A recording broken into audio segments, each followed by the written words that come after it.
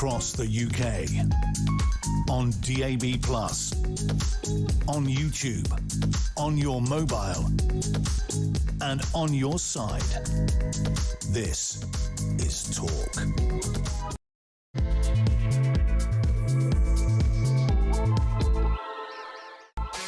There you are. Good afternoon and welcome to Drive Time right here on Talk. I'm Kevin O'Sullivan and I'll be your host for 3 electric hours of news, views and topical debate all the way to 7 o'clock. Get on the show, get on the phone and call me on 03444991000, or you can WhatsApp voice note me on the same number and I absolutely promise to play your message out. It is Thursday, July the 15th. Here's what's coming up.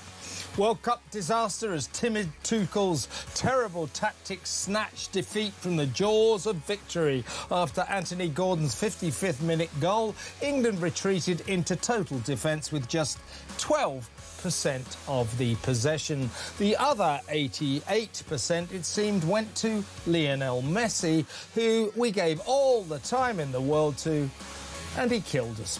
After his calamitous mistake, why is the useless FA sticking by Thomas Tuchel, the manager whose cowardice got us kicked out of the tournament? And how will FIFA punish the disgraceful Argentinian players who unfurled a banner bearing the slogan Las Malvinas son Argentinas, as in the Falklands belong to them? Which they don't, do they?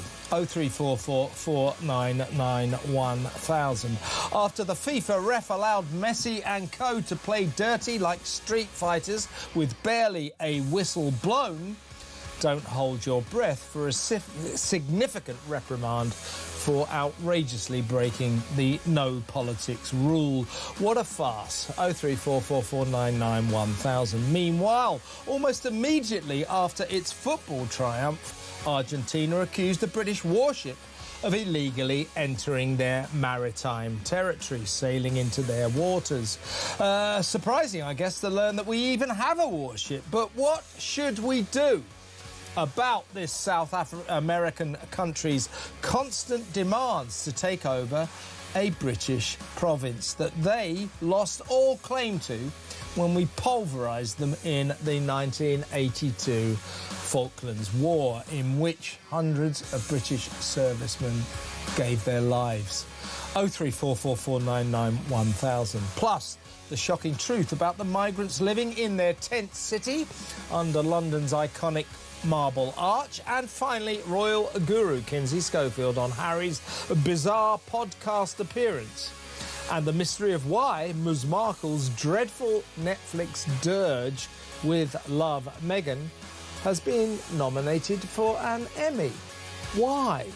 All that and so much more, so don't go anywhere. Stick with me right here, right now on Talk. I'm a free speech and common sense. Let's spend Thursday afternoon together. Let's go straight over to my first guest. He is the former leader of the Advanced UK Party, now an eminent political commentator, Ben Habib. Welcome, Ben. Good afternoon, Kevin. Let's talk about, I mean, you know, we'll take on board the football was a disaster. Thomas Tuchel got it all wrong. I can't understand why the FA don't just fire him. But it seems that the Football Association, as they have been for many, many years, are totally OK with mediocrity and never winning anything. It was exceptional. You know, when the goal went in for England in the 55th minute, I predicted in my mind we would then retreat into our half and we'd just pray that they wouldn't score. And that is precisely what we did. I'm no football expert, but, you know, I just watched England absolutely close in on itself. And it's one of those great life lessons, isn't it? Unless you're pushing forward, unless you're attacking, you are going to be attacked. Yes. The best form of defence is attack. Exactly right, Ben. Exactly right. It's basic. Yeah, I mean, we just basically sat back. I mean, it was all... Tuchel just... The mistakes were hideous. You know, I just said in my monologue, there we were, saying we wouldn't talk about the football, let's talk about it a bit, that after Anthony Gordon's excellent 55th minute goal, after that, 55 minutes, up until then, we gave them a good game. We were probably beating them on the pitch. A bit of a kickabout. You know, everyone was kicking each other, particularly the Argentinians kicking us.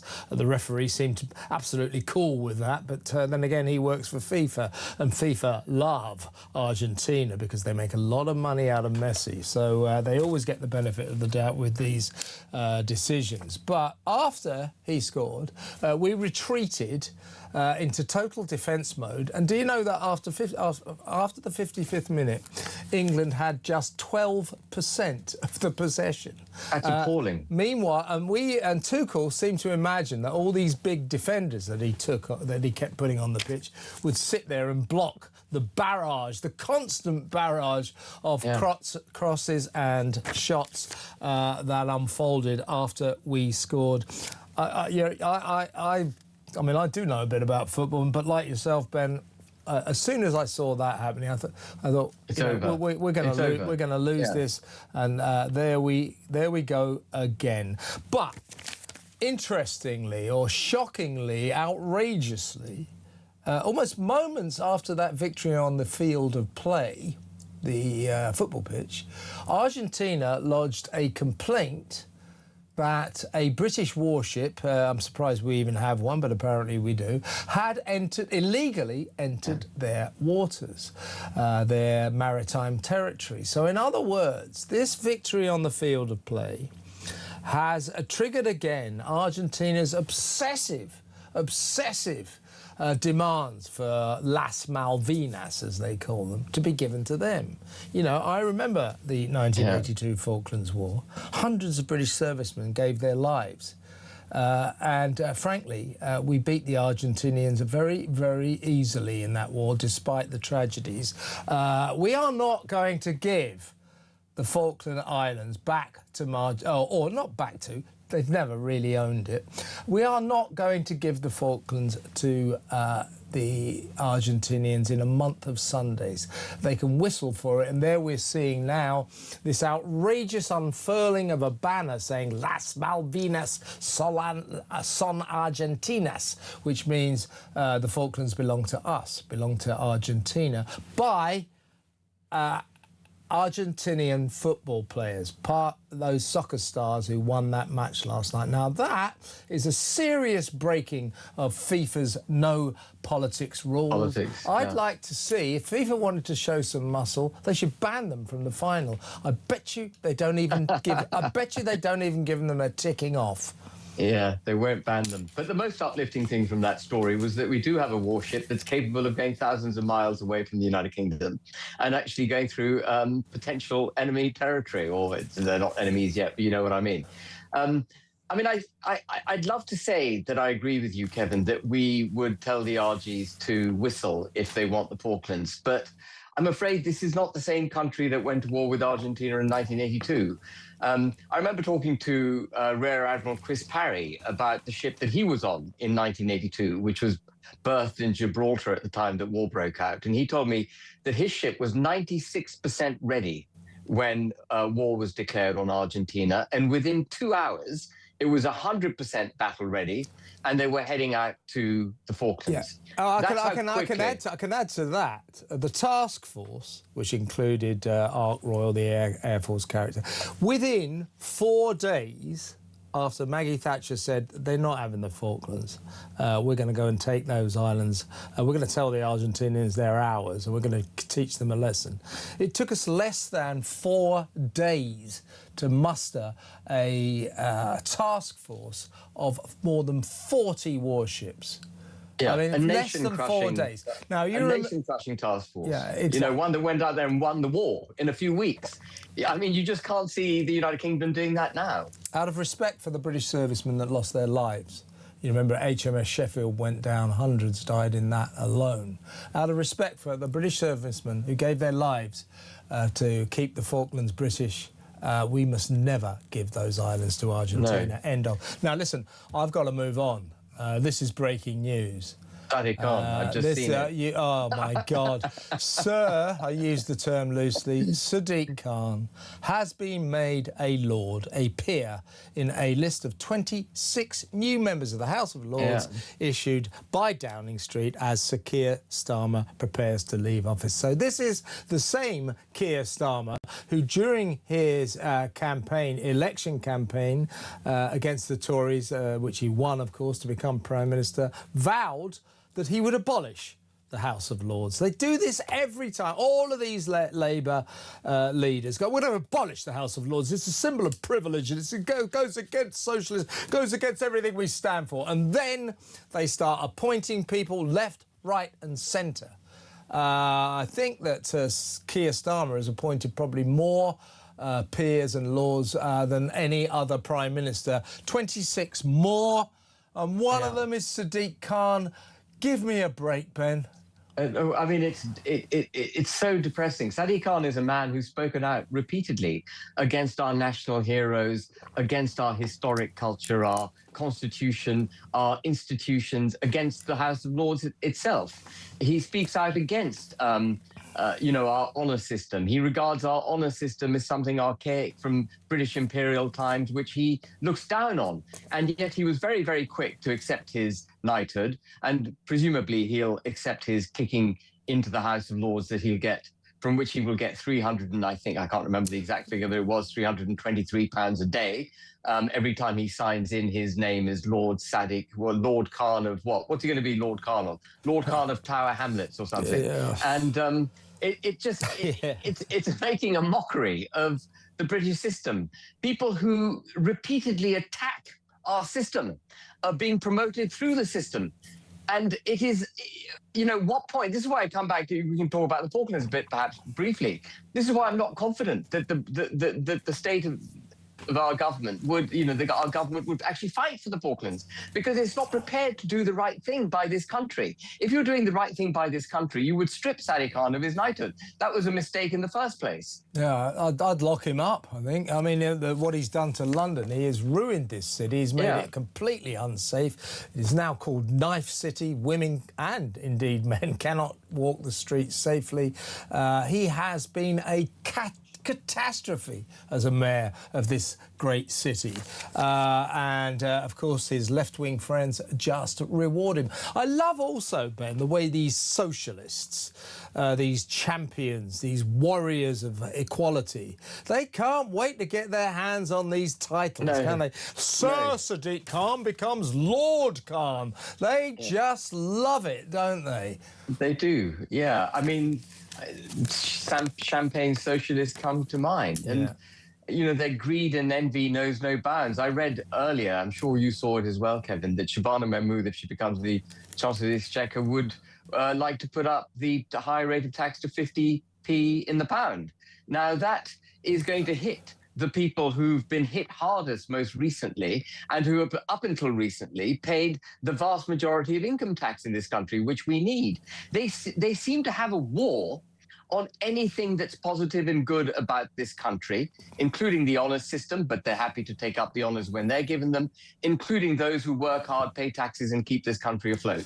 They are bad for the United Kingdom. Their ideology, their political philosophy, the people that are in their government, the people on the backbenches, the front benches, in the Lords, they're all awful people. Now, let me ask the audience, particularly if you're Londoners, folks, let me know what you think. Does the catastrophically useless Mayor of London, Sir Sadiq Khan, deserve to be made a lord by our departing worst ever leader, Keir Starmer? Does Sadiq Khan deserve the peerage he has just mysteriously been awarded? Unbelievable. I think you know what I think about that question. I can't imagine anybody. If you gave me about 10 years, I might be able to come up with someone who deserved a peerage less than Sadiq Khan, but offhand, I can't think of anyone. Just before you go, Ben, let's get your view on what they're calling cabinet chaos. That Andy Burnham's trying to get his crew in order. We're understanding that he's set to buy off crazy Ed Miliband to get him away from net zero because he's causing too many problems, and he's also set to avoid appointing him Chancellor, which I think would be so catastrophic it doesn't bear thinking about. So he's going to buy him off with the most glamorous job in the cabinet, Foreign Secretary. Let's hope that works, because Foreign Secretary, there's not really much point in them. The real job of Foreign Secretary is done by the Prime Minister. So if we can get Ed into that sinecure, that'll be fine. But also we're hearing Shabana Mahmood may now become Chancellor. All in all, he's trying to get his team in order, but once again, you know, they're all jostling for position. They're all, and as I mentioned, you know, Shabana Mahmood's already come out saying she wants to raise the higher rate of tax to 50%. And what we're going to see is this short Burnham bounce is going to turn into a burnt Burnham by October, because as taxes go up and more jobs are lost and the economy takes a further downturn because the tax burden on the British people is too high, we will see that bounce disappear. We've got a completely fractured political landscape, and it's fractured because successive governments, including this one, including Burnham's, when it comes into office, is going to do the opposite of what the British people want, and it's going to do the opposite of what this country needs. We need to deregulate, we need to cut taxes, we need to cut back immigration, we need to allow wages to grow, we need to put the British... They're going to do the opposite. They're going to do exactly the polar opposite of that. The polar opposite of all of that. A last point, Ben, let's get this straight. Outrageously, Starmer, as he departed after his last, or during his last Prime Minister's questions yesterday, said that he was proud to have got the economy, to have stabilised the British economy. The British economy is in the toilet, and if they've done such a good job on the economy, how come Burnham's first move, it seems, is to fire the Chancellor of the Exchequer, who has apparently stabilised the economy? So farewell, Rachel Reeves, who did, once again, the polar opposite of stabilising the economy. She ruined it.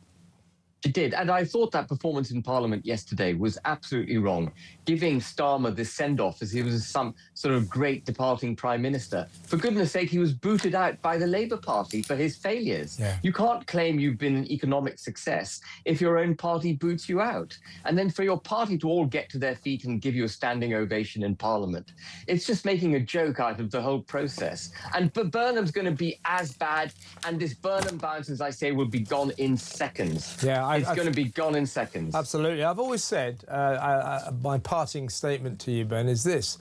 This country could be much less corrupt if we took away, we've got to do this, the power of patronage from party leaders, particularly the Prime Minister, to appoint lords, to appoint people. They use that as pure corruption, to buy people off, to get people on side, and so on and so forth. If we took away the power of patronage from party leaders and the Prime Minister, this country would instantly become one hell of a lot less corrupt. It's a disgrace. It's a disgrace. It shames this country. Ben, great to talk to you as always. The brilliant Ben Habib there, former leader of Advance UK. Next up, we are going to talk to the most famous veteran of the Falklands War, Simon Weston. We'll get his take on last night's result, but more to the point, the way Argentina more and more is demanding that they get I keep saying get back. They never had the Falklands, or the Malvinas as they call them. So they're demanding it. They're saying we illegally occupied these countries. The Falklands are British. They have British citizens, British passport holders there who don't want to be Argentinian. This is a question of self-determination. It is a question of respecting Simon Weston's fallen comrades who gave their lives to defend those islands against Argentina in 1982. We must not give them what they want. We'll talk to Simon next. Stay tuned.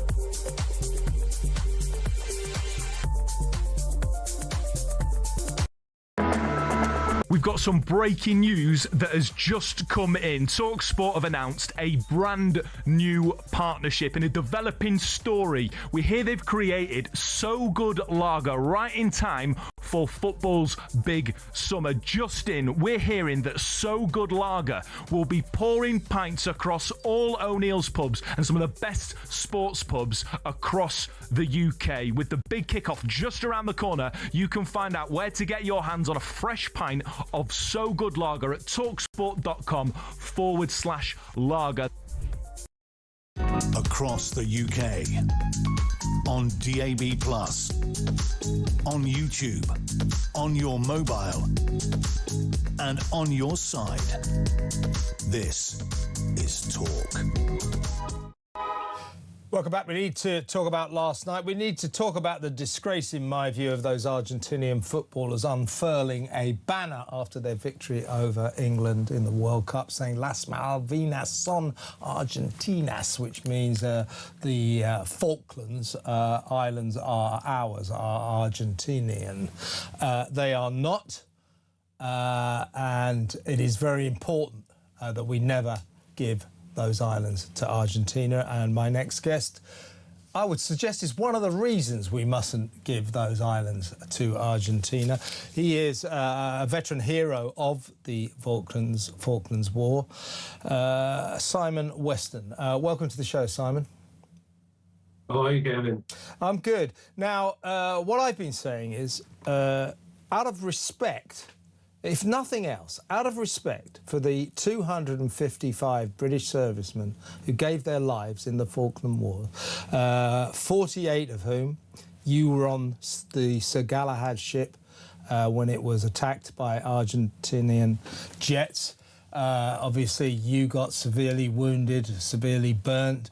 How do you, out of respect to you, your fallen colleagues, all of those badly injured, all of those who died, we must never give these islands to Argentina. Also, the people of the Falklands see themselves as British. They have British passports and they do not want to be Argentinian. How does it make you feel? I'm not sure if you watched the match last night. I know you're Welsh, but I'm sure you were watching it. How does it make you feel when you see those Argentinian football fans unfurl that banner, Las Malvinas son Argentinas? Given your experiences, given that war, how does that make you feel? Well, when fans unfurl a banner, you kind of accept that kind of nonsense and immaturity from people. There's nothing humorous in it. You know, it's just a tatty old bed sheet, isn't it, with somebody with a pot of paint they found in the garage. But what is more disappointing is then the footballers going up and taking the banner and running it around the field, which then politicizes the whole thing. And it turned their victory into a tawdry success. It diminished everything they'd achieved, for me and for many other people. And I get it. It's from a lot of the media as well. You know, there's been such a backlash about it. But I just think it's cheap and it's disappointing. These people should be more mature. They should be more professional. But as it is, you know, they don't have a diplomatic bone in their body, and none of them were born at the time of the Falklands. So I don't understand. If they read the history properly, rather than the propaganda they get fed in Argentina, they would understand that the Falklands has never been Argentinian. They've never even occupied the islands in any way, shape or form.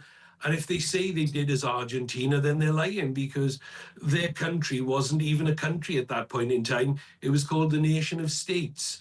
And it didn't have a flag, a president, a parliament. It had no elected officials whatsoever. So for them to make the claims that they do, they're being very disingenuous. They're being very, very misleading with their comments.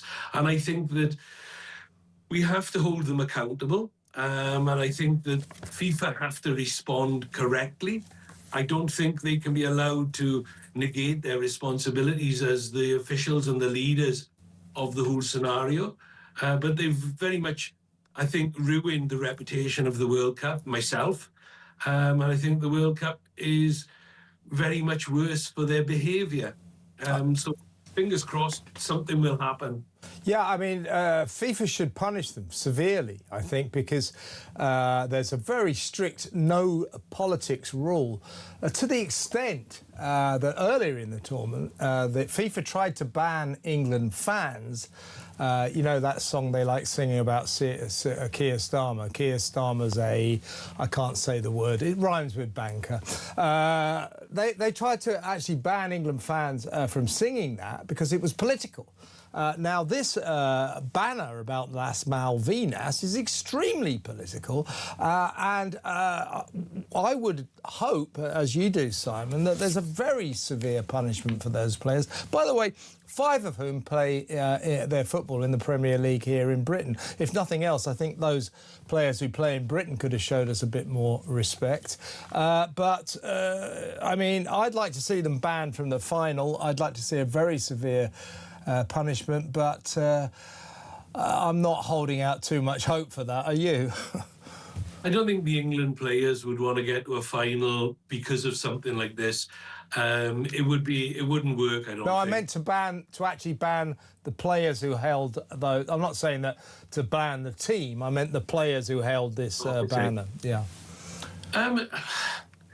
I don't know. It doesn't really matter, Simon. They won't. They won't. No, I don't think they will. I think just leave that one to FIFA to fail to do something about it. That's exactly. You know, but the thing is, this is not an isolated incident from the Argentinian football team. They've unfurled banners before. They sing songs which have been recorded and shown on air. They even had their former Olympic hockey captain exercising on British war memorials in the Falklands, even the memorials from the First World War when we took on the Germans there. So, you know, you kind of know that there's history, but these people are acting very immaturely. They're a disappointment, perhaps even a disgrace, you know, but there's certainly a great disappointment in their behaviour. And I just think that what we mustn't do is try to blow it out of all proportion and get 2 countries against each other. This is politically driven by the Argentinian government, and this is where it all goes horribly wrong. And this is why FIFA has to really put their foot down, and they have to make an example of them. And I don't know how they do it. I don't know what sanctions are available to FIFA. But I certainly think that Argentina should feel the full weight of their authority. But of course, you're right about this. It's not just the footballers who are taunting us. The Argentinian government is. Earlier in the week, probably gamesmanship, but the Argentinian foreign minister announced that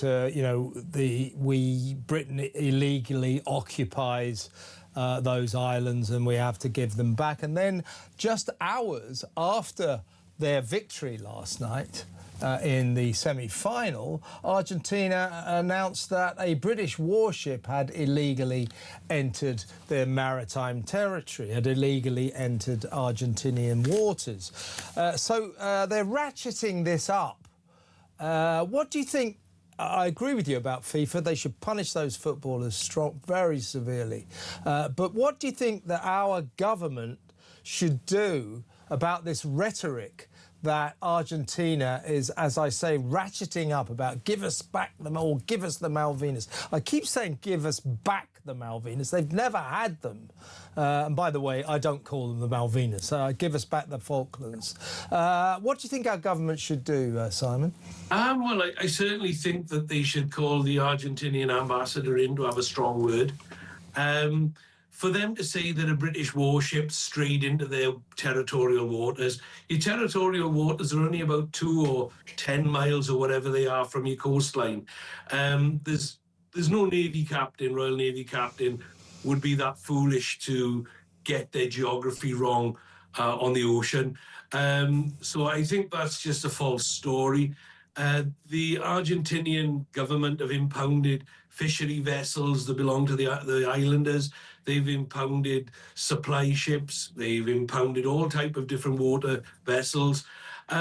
So, when they call us pirates and things like that, they ought to really look at what they do before they start accusing anybody of anything that they're guilty of. But they're stirring the pot, and they're saber rattling, and it's very unnerving for the islanders. And at the end of the day, they're the ones that we have to be sensitive for, because they're the ones who live so far away and they live fairly isolated from the UK. But when you think there's nearly 4,000 people live there peacefully, making a great fist of the economy, the legacy is the greatest congratulations and thank you to us, because they've made a great success of their lives. And maybe that's something that the Argentinians hate. Or maybe it's the fact they've discovered oil under the islands. It's very deep, probably very expensive to get out. But at this moment in time, with the war in Iran, maybe it's expedient to pull that up. I don't know, but for me, the Argentinians are going to keep rattling this saber until they put right in their box and tone straight. It's not going to happen. It's about the people of the Falklands. They want to be British, and we have to make sure that they continue to be so. I've got to play you a quick voice note that's been sent. I'm not sure why, Simon, but I'm assured by my producer this is funny. It is from Pete. Hey Kev, Pete from Eastbourne. That white flag the Argentinian players held up yesterday was the same one the Argies held up in Port Stanley in 1982. But back then it didn't have any writing on. He's got a point, hasn't he? Well, I've there's been a couple sent to me by friends from the military. But look, what we have to do is try to be more diplomatic about things. And even, I doubt very much whether they'll get our sense of humour.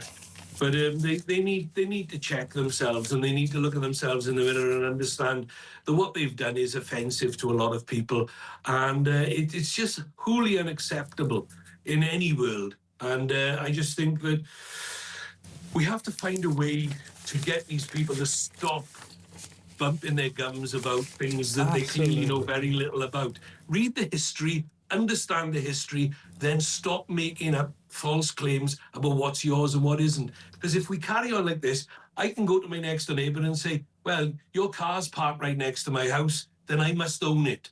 It's over 400 miles from their shoreline. That's a very good point. That's a very good point. Listen, Simon, it's great to have you on the show, and it's worth saying thank you for your service. Always a pleasure, a privilege to have you on the show. Thank you so much. That is the hero, Simon Weston, veteran of the Falklands War, went down on the Sir Galahad, was horrifically burned, miraculously survived, and what a voice he is now. Simon Weston, here's to you. Let's go to break. And next up, we're going to talk about a shocking story that proves that the migrant crisis crackdown by the current Home Secretary, Shabana Mahmood, simply is not working. This is a shocker. Stand by.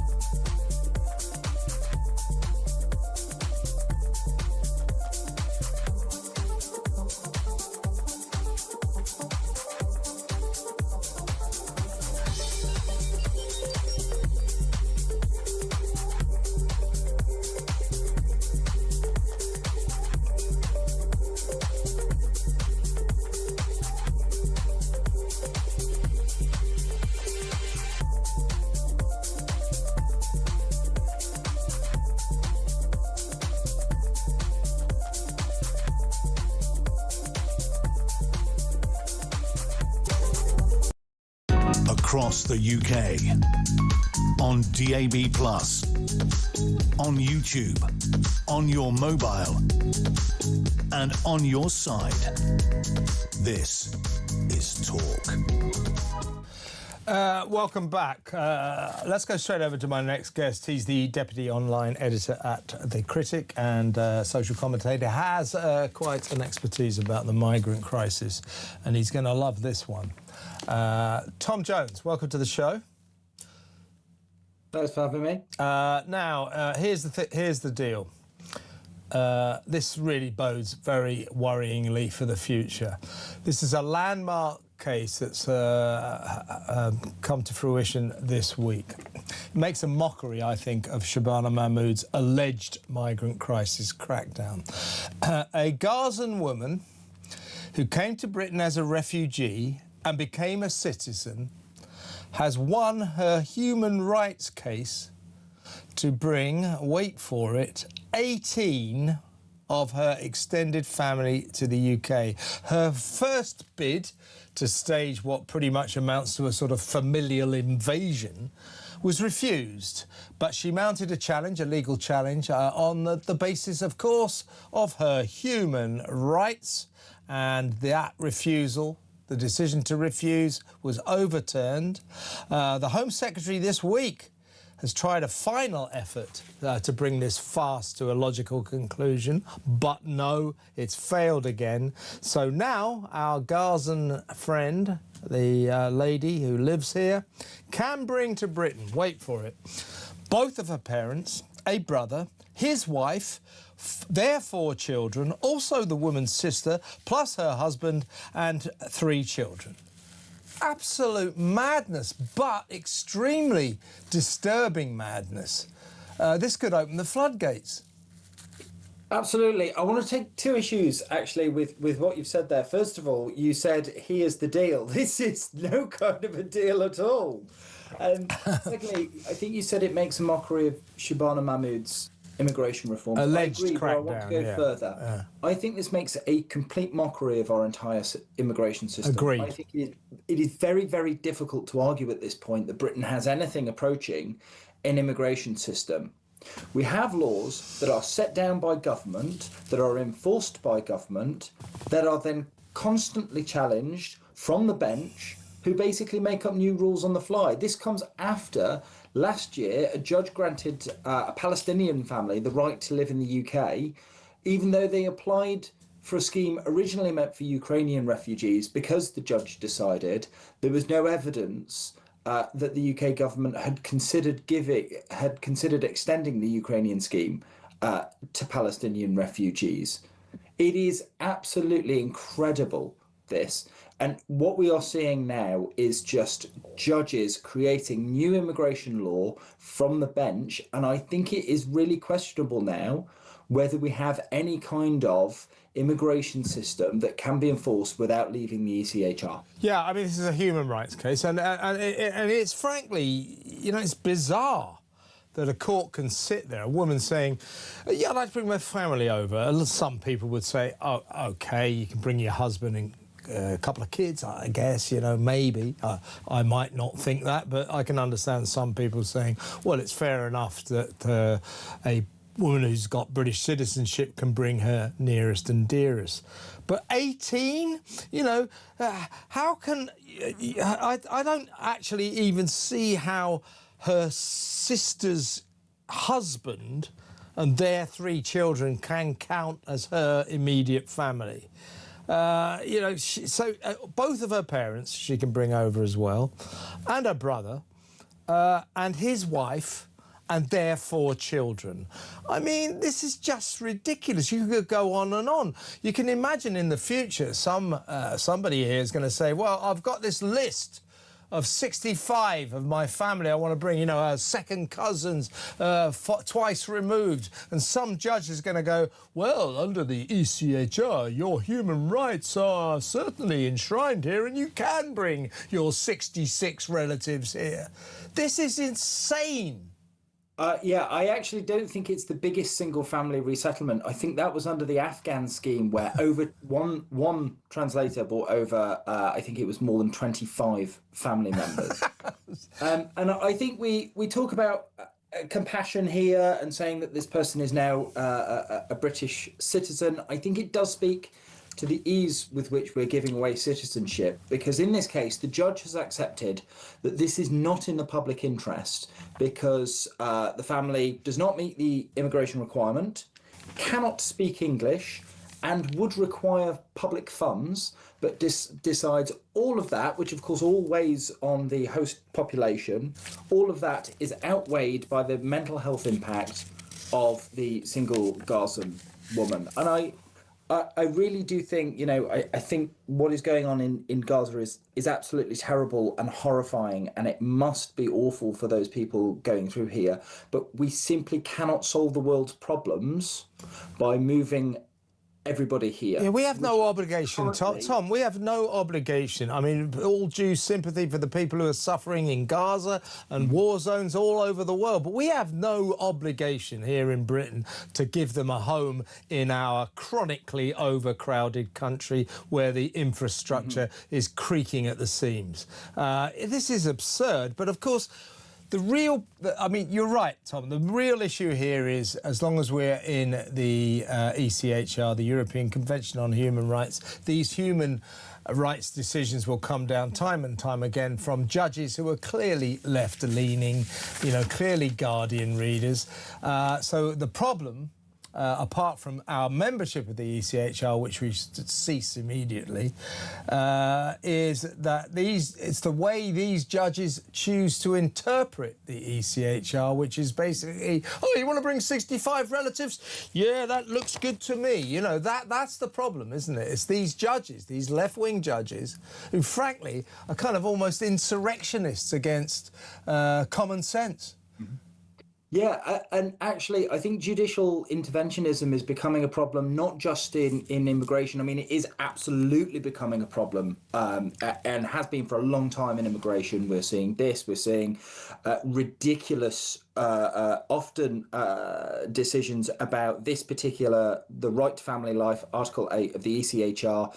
I think there was a case of a migrant last year who was allowed to be kept in the UK because his son didn't like the nuggets. There's chicken nuggets in Albania, wasn't it, or something, or Algeria or something. But we are seeing, like the Birmingham bin strike has been caused by basically judges legislating on the economy from the bench. And I think we are seeing a real problem, a developing problem with judicial interventionism of judges, ruling on things on the economy, trying to take power from government, from the people that we elect ultimately. And I think that's a real problem. I couldn't agree with you more. Tom, good to have you on the show. Thanks for coming on. That's Tom Jones there now. By the way, the big story of the day, let me know what you think. Sadiq Khan, that pipsqueak mayor who's ruined London, has never achieved anything in his useless life except made life a lot more dangerous for Londoners and a lot more arduous. Useless he is, absolutely useless. He's just been made a lord by who else?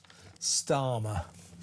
Starmer's last act is to make Sadiq Khan a lord. It makes you sick, doesn't it? It's all a game for the socialist boys and girls, isn't it?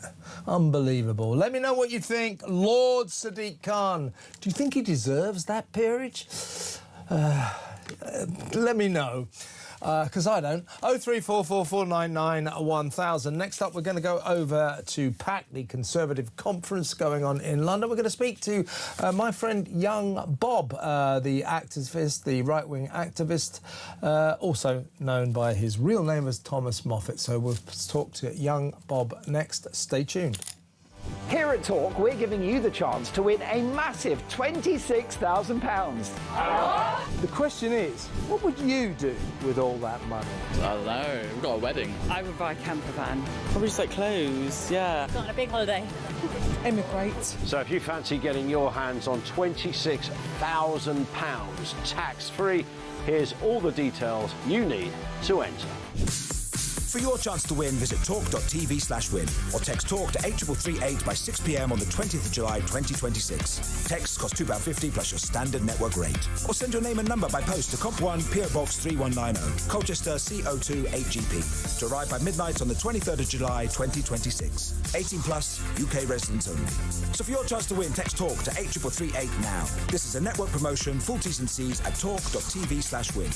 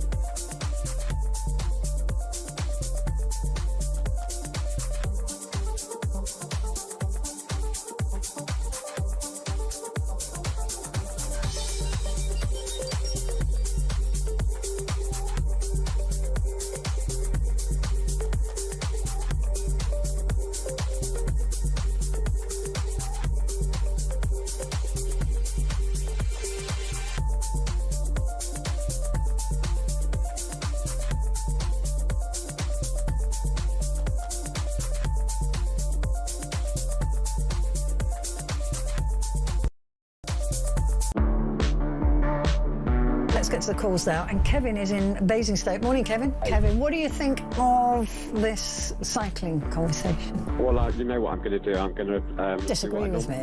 Yeah. I mean, there's far more accidents caused by cars than bikes. Yeah, we're not talking about cars, Kevin. We're talking about bikes.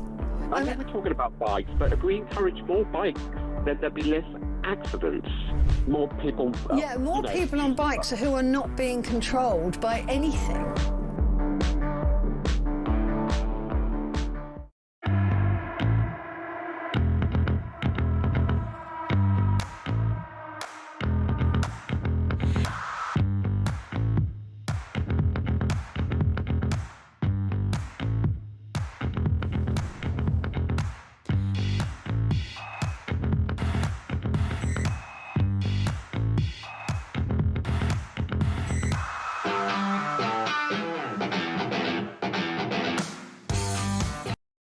Across the UK, on DAB+, on YouTube, on your mobile, and on your side.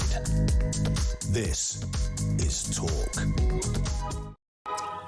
Welcome back. We're going to go over to the Conservative Political Action Conference, CPAC, here in London. It's been organised by former Tory Prime Minister Liz Truss. And one of the very famous attendees is my next guest. He is Young Bob, a.k.a. Thomas Moffat. Welcome, Thomas. How are you?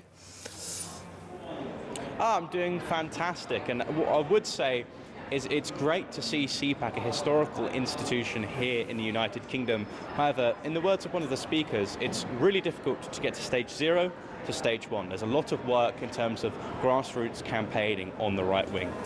Let me ask you first a couple of specific questions. What is your reaction to the fact we've just learnt that in his sort of departing honours list, Keir Starmer has just made Sadiq Khan, the disastrous London mayor, who's basically allowed violence on the streets of London to explode. You know all about that, Thomas. Has just made him a lord. He is now Lord Sadiq Khan. What's your reaction to that? I would say that that is a very bad act of vibe-based politics. I think Keir Starmer left off in a peak. If you look at P&Qs, a lot of people gave him a decent farewell. So for him to pull this stunt and move was just terrible on his behalf. Obviously, this is just a stunt to get Sadiq Khan to continue in power within the Labour Party, because he's quite popular within the Labour Party, but we can't say as much with residents within London. Talking of Keir Starmer's farewell speech, what did you make of his assertion that it was great for him to be leaving after 2 years having, and I quote, stabilised the economy? Well, this is one of the issues with Keir Starmer's premiership. He was a terrible communicator. On some very rare occasions, the Labour Party did do good things. However, he was unable to communicate it because he's a centrist, and the centre ground in British politics is dying out. I don't think he is, actually. I just think he's comparing himself to a very low bar, which was the tenure of the Conservative Party. Good point. Now, you're there at CPAC. A lot of right-wing luminaries are with you. It's a gathering of minds on the right of the political fence. Is there much talk there about, you know, Anne Widdecombe's murder, which has brought into sharp focus, shall we say, the attitude of the left towards people on the right, insofar as right-wingers, you know, probably like you and I, you know, I look at left-wingers rather paternally. I tend to sort of laugh a bit and say, well, they're just wrong, they're mistaken. That's just my view. It may be me that's mistaken, but I think they're wrong. I don't bear them any ill will, but what we're learning in the slipstream of Anne Widdecombe's murder, and indeed we knew this beforehand, Nigel Farage has had 1,577 death threats since February. What we're learning is that the left's attitude to the right is getting more and more violent. Because they believe they're saintly, they're touched by the hand of God, and they believe right-wingers are evil. It's a problem. People must be talking about that at CPAC. Yeah, absolutely. So first of all, there's a tribute to Anne Widdecombe. I think Liz Truss actually cried halfway through the memorial and tribute act. I think we had to start an hour before just to fit that in with the schedule. And what I would say, and I observed this on my Twitter page as well, is that, you know, assassinations, people being murdered, people being attacked, receiving death threats, that used to be reserved for the sort of topper epsilon of politics, you know, world leaders. But now you're sort of seeing that trickle down into like social media influencers. If you're an outspoken person on social media, the righteous indignation of the left could get you killed. You saw that with the member of staff at Aberdeen University, I believe it is, who's being investigated by the police now for her comments on Anne Widdecombe's death. But I've always noticed that when we see a person on the right die, and especially under suspicious circumstances, they always have to add the "but" condition. It is sad to see someone depart and die, but she was horrible. And it's just a way of justifying it. That's exactly right. Well, you know about this, Thomas, don't you? Because you've been attacked multiple times by people who disagree with your worldview, people with whom you disagree. I'm sure, and what you try to do, I know, you try to go around the country promoting civilised debate. And too often, for you, that results in you getting your head kicked in. So you live this experience that left-wingers, when confronted with right-wingers, don't really, or not all left-wingers, let's be fair, but too many left-wingers, when confronted with right-wingers, do not want civilised debate. They want to beat them up. Yeah, and actually, let's compare CPAC today. Now, my flavour of right-wing politics is in Restore Britain. That's quite unpopular in these circles here at CPAC. They're Conservative and Reformers. A lot of Conservative and Reform MPs are currently speaking at this event. But I'm more than able to have amicable discussions with different flavours of the right wing, talking about where we differ and talking about where we unite. Compare that to the left, and as soon as you slightly divert away from their orthodoxy, they can immediately attempt to justify violence against you. We saw this when I was attacked in Manchester. I saw that there was a series of campaigns with left-wing activists on TikTok trying to justify the attacks against me. When I confronted them on the internet, they immediately retracted their statements because they understand that what they're saying is vile, but unfortunately no one's fighting back against the narrative that it's not okay to justify violence about people just simply because you disagree with them. It's a serious problem. Now, listen, I've got about 30 seconds left, Thomas. A little bird told me you were considering standing in Clacton against Nigel Farage and Count Bimface. Is that true? I was. But I didn't want to, sell myself short. Obviously, I think that's a pretty fast election. I'll just be seen as the gag candidate. But the novelty was certainly there. There was certainly some fuel there to start a campaign. However, I do think it's incredibly unfortunate the good people of Clacton, their only candidates are small, gimmicky right-wing candidates, a guy with a bin on his head, and Nigel Farage. That's not fair. We need proper democracy in that election. By the way, the guy with the bin on his head he's the establishment figure. Went to Oxford, writes for the Times, all of that, and the Spectator. Thomas, good to have you on the show. Enjoy CPAC. Perhaps we'll talk next week. Thomas Moffat there. Let's go to break, and we'll be back in a minute.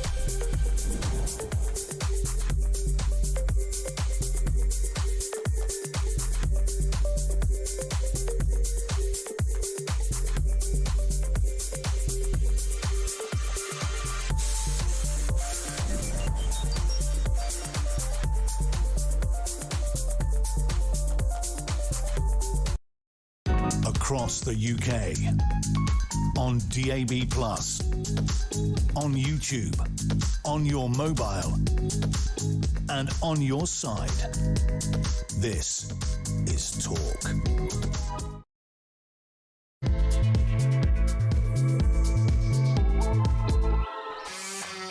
Welcome back. There's a bunch of migrants who've set up tent city around London's iconic Marble Arch, right in the centre by Hyde Park Corner.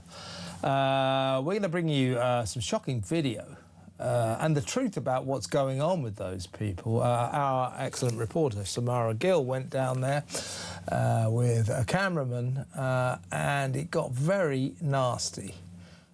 We will have Samara in the studio in about 20-25 minutes or so, and we'll play you the video, the truth about those migrants who are living in tents around Marble Arch. That in a little while. First up, let's go over to my next guest. He's going to take us through some of the big stories of the day. He too is at CPAC, the Conservative Political Action Conference. He is the leader of Popular Conservatism, Mark Littlewood. Welcome, Mark. Hi, Kev. Great to be with you. Good to have you, mate. Well, first up, I know you're a great football fan. I don't want to dwell too much on this, but I'll tell you what I think. I think no ifs, no buts for that capitulation by Thomas Tuchel last night. Timid Thomas. The terrible tactic of dropping back and trying to park the bus and defend against Argentina, of all teams. He snatched what I think was an almost definite victory. He snatched defeat from the jaws. He snatched victory from the jaws of defeat. It was a disgrace. It was a disgrace. And I, you know, he seems like a nice guy, and I'm not doubting his commitment to the team, but I think he should be sacked. The FA is saying we're going to stand by him. I don't think there's a single England fan in the country who wants him to stay. They want him to be punished for what he did to our team. We are out of the World Cup because of his timid tactics. He should not have done what he did. Taking Anthony Gordon off, the goal scorer, as having the game of his life. What on earth was replacing him with a big defender? Yeah, we had a wall of big defenders that Tuchel hoped would just block this barrage of constant shots and crosses from the Argentinians. Basically, we had 12% of possession after Anthony Gordon's goal. I think after that, the other 88% of possession was Lionel Messi, who killed us. Tuchel wrecked that game for us. He should be sacked. I'm not as harsh as you, Kevin, on that regard. Look, he got it all wrong. He put every chip he had on red and it came up black. Had we clung on for another 10 minutes, he would be hailed as a tactical genius with the most unbelievable rearguard defence ever. But unfortunately, results matter, don't they? There was no plan B here. There was no insurance plan. If Argentina equalised, we were going to lose. And 88% possession from the 54th minute onwards, you're almost certainly going to let in a goal. Yeah, but it's a game of inches. It was a game of inches. I mean, if Bellingham had got out just slightly quicker to Fernandes, they wouldn't have equalised. I'm a more forgiving man, but yeah, I mean, look, it's despairing. I mean, I've spent a day in, the darkest, I really thought we had a chance of winning it this time around. 5 minutes of normal time to get to the World Cup final. Wasn't to be. And tragically, this is always the story of England, isn't it, Kev? When we come up against a really good team in the World Cup finals, we lose. No disrespect to Norway or Mexico, but they're not elite teams. Yeah, as soon as we run into an elite team, we lose. I agree. Well, I don't think we had to lose that game last night. I really don't. We were beating them, I think, until we retreated after scoring. We should have gone for another goal. That's what they couldn't handle. That substitution. Oh, don't even talk about it. We didn't give any attacking option. I mean, we didn't have any outlet. Kane and Bellingham are not counter-attacking players. So if you're going to take Anthony Gordon off after 72 minutes, put on Saka, put on Madueke. Don't put on Dan Burns, much as I love him. God, it's just so depressing. Well, let's park that and let's talk about the political ramifications. Because those... are more depressing. Yeah, those Argentinian players, some of them who play their football here in the Premier League in Britain, who unfurled that banner that said Las Malvinas son Argentinas. In other words, the Falklands are Argentina's, should be punished severely by FIFA because there's a strict no politics rule. But I'm afraid that FIFA have one hell of a record of being rather kind to the Argentinians. I mean, they got away with decision after decision last night. They've had some very dodgy VAR decisions in their favour throughout this tournament, to the extent that it's been renamed VARgentina. And we know that FIFA kind of want Argentina to win because they make one hell of a lot of money out of Messi, the world's greatest footballer. So those players who unfolded that disgusting banner should be punished My suggestion would be they shouldn't be allowed to play in the final, but FIFA's track record with Argentina would suggest that they'll get off scot-free. Yeah, I think I'm probably somewhere in the middle between you, Kev, and FIFA. I hate players being suspended from football matches for things that are not associated with your on-field behaviour. I would think that after the final, a 10-match suspension for each and every player would be reasonable. I also think the English FA need to start fighting a little bit harder, that if Argentina are going to unfurl that banner without serious reprisals, then we're going to unfurl banners about the Belgrano and 1982 next time we play Argentina, and we would expect to do so without any repercussions ourselves. The English FA, I'm afraid, do not lobby at all well for the English team. I don't want politicians to do it, but I do want the association to do it. So I don't want the final to be ruined, but let's be honest, Kev, every Englishman's going to be a Spaniard for the next 2 days, right? I really hope Spain beat Argentina in the final. But I think there should be a punishment, but I don't want it to affect the football. Yeah, I think they. Yeah, I think they will win it. They're a better team. Look. Let's talk about this. You talked about the government. I do think it's time for our government, Burnham, I suppose, now, to make a very serious statement a declaration to Argentina. Stop all this Malvinas nonsense. You're not getting them. You're never getting them.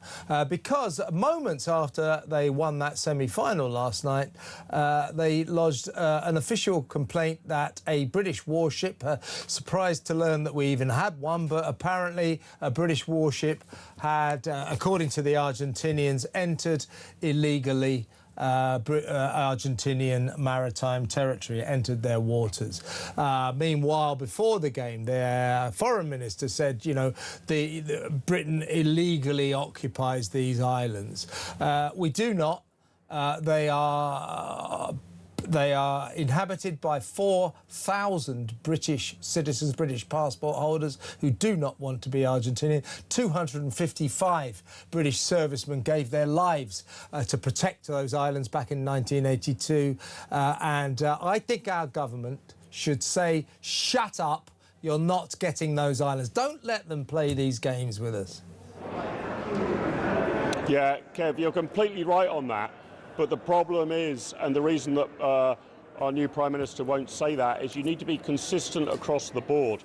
I take exactly your view on the Falkland Islands, but I also take that view on the Chagos Islands and Gibraltar. Yeah. I am in favour of self-determination, and if the population within the British Isles, within British protection, wish to remain, we should defend that utterly. But it's very difficult to take a tough line on the Falklands, isn't it, Kev? If you're basically giving away the Chagos Islands, there's some suggestion that Burnham will do that, and more or less giving away Gibraltar. Yeah. So we need a Prime Minister who's going to be absolutely consistent across the board here. Otherwise, it looks like you're complaining about a football match, not about important matters of democratic sovereignty. So I say, if you want to stay and you're part of Britain and the United Kingdom, you can stay and we will defend you. 99.8% of Falkland Islanders voted to stay British. 99.8%. Unbelievable. I mean, North Korean levels of voting there, but a genuine democratic... Yeah. No, only 3 people voted against being British. Only 3. That's it. Out of 4,000. This is done and dusted. Yeah. Yeah, I mean, yeah. I just had Simon. I just had Simon Weston as a guest on the show, and just talking to him, you know, a man who was severely wounded, terribly burned when the Sir Galahad went down. More than 40 of his colleagues on that ship died. 255 of his colleagues, comrades, died generally through that war. Just talking to Simon, you just think, how dare you, Argentina? And you are never getting these islands back. I just think we should make that statement, but knowing the Labour government and knowing Andy Burnham, I doubt that is going to come. Let's move on. I know it's shameful. It is shameful, but let's move on. Talking of shameful. What's your reaction, Mark, to the fact that Keir Starmer, as his departing gesture after 2 terrible years, disastrous years, his parting gesture was to make, among others, about 26 people he made lords, gave them peerages. Among them was Sadiq Khan, the wrecker of London, the worst mayor in history anywhere, who's turned this capital city into a city of danger, where women and children fear to tread. It's just been a disgrace. Starmer made him a lord, which many are fearing may open the door to him becoming a cabinet member. Honestly, Mark, what the hell is going on? Yeah, I mean, this is another shameful story. The news is getting no better on your show, Kev. I'm even more depressed now than I was talking about the football. Look, it's also hypocritical, right? I mean, the Labour Party, we are told, hate Tory cronies going to the House of Lords, but as soon as it's their time to bat, they're putting in as many people as they can. We need a fundamental overhaul of the House of Lords. I'm not saying it should be replaced by a totally democratic chamber, but I would bar from it anyone who has served in elected office. I don't if you want to serve in elected office, you go for a mayoralty or the House of Commons. I want peerages to be given to people who have had a life.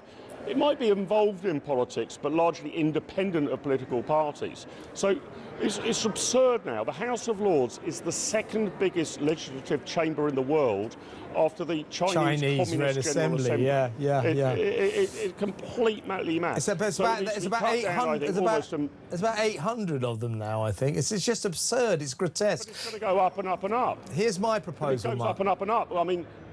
What do you think about my proposal? Yeah. That we take away from prime ministers and party leaders the power of patronage, the power to appoint lords. We take it away. And if we did that, there goes a huge tranche of political corruption at the heart of the British establishment. What do you think? Yeah. That's a really good idea, but who would you give that patronage to, Kev? Because if you give it to some independent body, that will be stuffed full of woke bureaucrats. So do we literally give it to the king? Do we give it to some sort of public vote? Who would you give it to? I know what I do.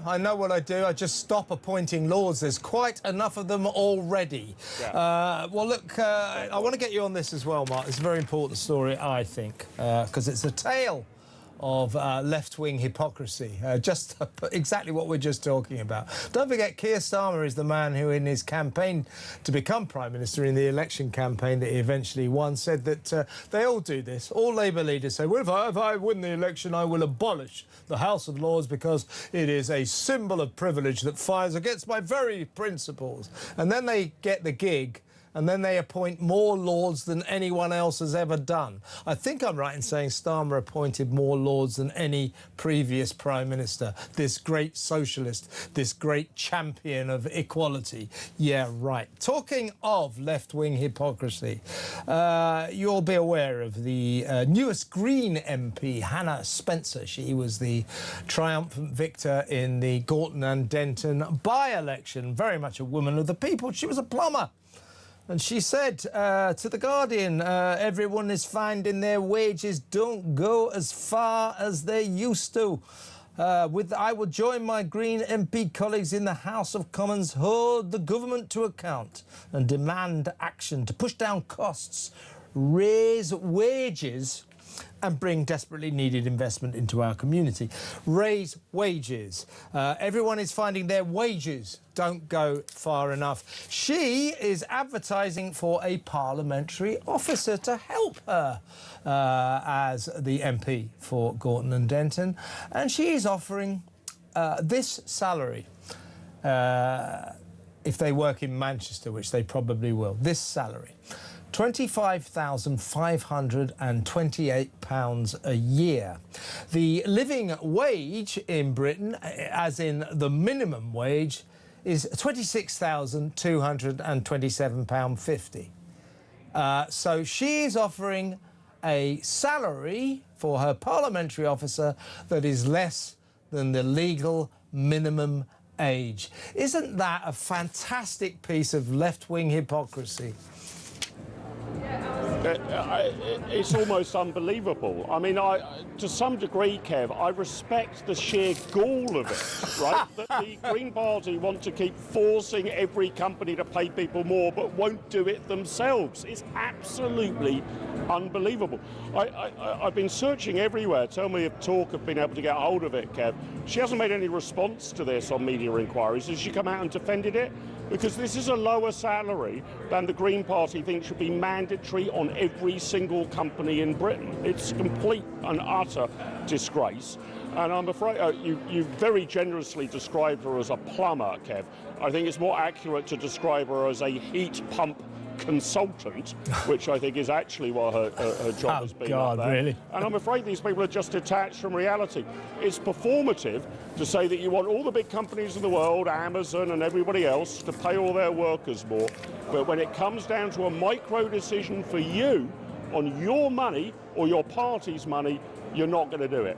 It is proof positive that left-wing politicians in Britain are not serious, they are performative. They want to shout slogans about equality and more money for all, but give them one simple, straightforward decision and they will duck it. They will not stick to their principles. They will undercut the worker, whoever this poor sod is who's going to have to go and work for in Manchester.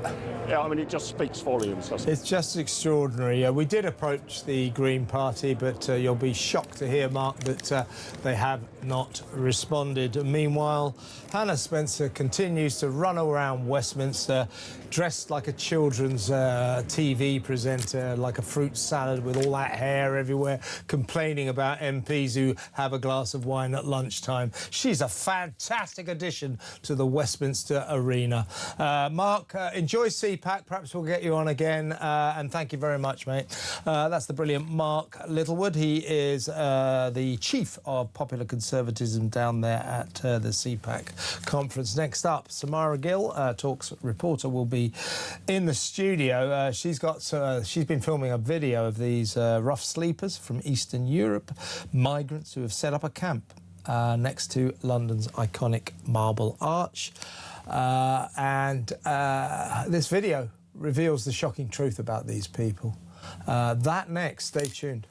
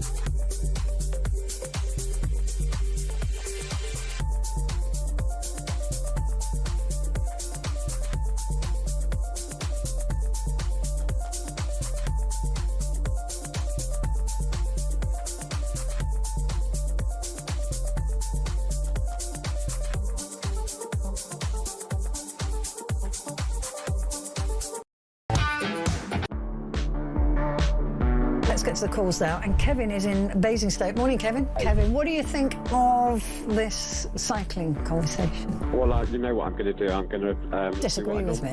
Yeah. I mean, there's far more accidents caused by cars than bikes. Yeah, we're not talking about cars, Kevin. We're talking about bikes. I know we're talking about bikes, but if we encourage more bikes, then there'll be less accidents. More people... more people on bikes who are not being controlled by anything.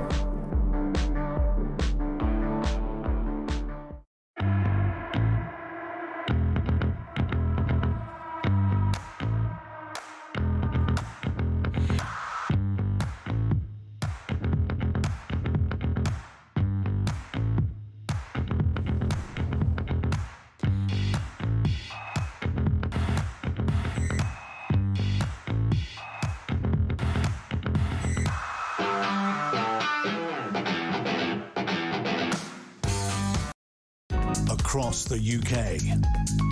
On DAB+, on YouTube, on your mobile, and on your side. This is Talk.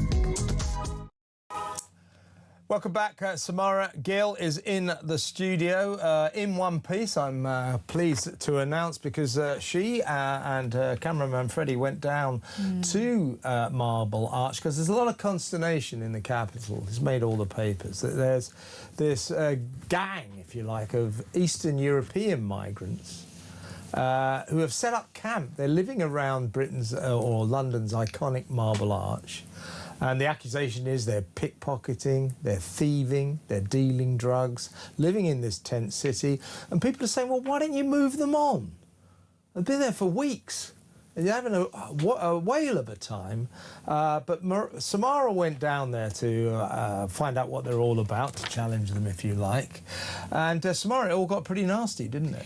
It got really nasty. Honestly, I was terrified. The streets of London are not safe. Genuinely not safe. And to hear, just before I come on air, that Sadiq Khan is getting a peerage when he's presided over what I can only say... Is he? Yeah, I can only say... What? That, yeah, it is, I know it's like, it's not a shock to anyone. Well, but it I still also is a shock. It why broke are at the we beginning. allowing people to fail upwards in this country? Why are we rewarding someone who has used the last 8 years to turn our once great capital city into a hellhole? It literally is. It's a no-go zone now. Marble Arch and Park Lane, which is one of the ritziest and most expensive areas in London, they are no-go zones. And TfL has spent £37,000 in the last 2 years trying to get rid of these encampments. They can't do it. I have to say, there are people that I met yesterday that are a risk to wider society. Whoever is walking down that street needs to be aware. Let's just play a clip of some of the horrendous sexual comments that were thrown my way. Okay. You big yeah. Okay. You have on the big you big yeah. I have big I have on the big. Honestly, it seems to be some sort of sexual threat towards me. Yeah. Hey, sister,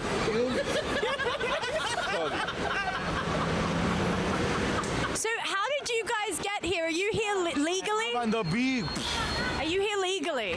You might in the yeah. Oh. So, okay. That sounds a bit sexual. The microphone seems to be a great way of getting them away and out of here. I've done more work in 3 minutes than Sadiq Khan has done in 5 years. You big you? I have to say, that type of behaviour makes me feel, as a female, deeply uncomfortable.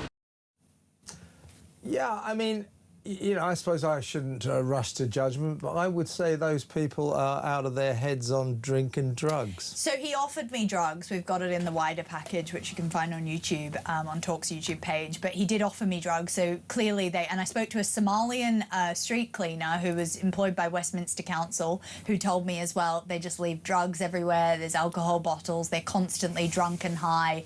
And when you hear the comments of what those... a lot of them are undocumented. They say that they're undocumented. They almost brandish it as some sort of badge of honour.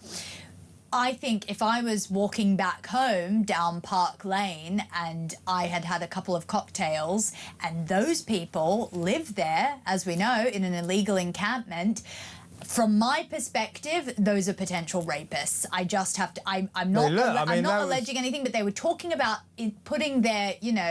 Yeah, I heard. Into... So they... That is rape language, and I just don't know how far we've fallen, that we've allowed these people to fester in the capital city. And it's not a good look for tourists at all, on a much more sort of a vanity point of view. It just doesn't look good. You've got hordes of American tourists, Chinese, Japanese, coming to spend their money in our city, and it looks like a third world country. Yeah, and I should point out for people who don't know London, where they are is in basically the middle of Mayfair, bordering on Knightsbridge. If the nearest homes to where they are camped out And by the way, there are homes within yards of that iconic Marble Arch. The nearest, those houses, you will not get a single one of those houses for less than £10 million.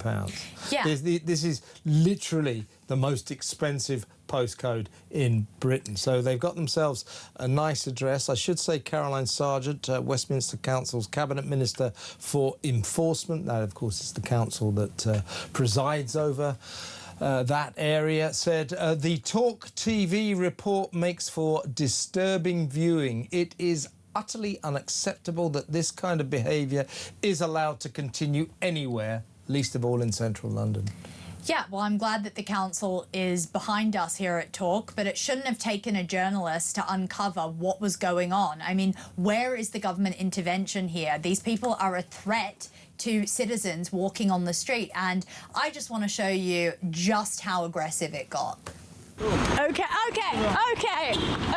we're gonna go.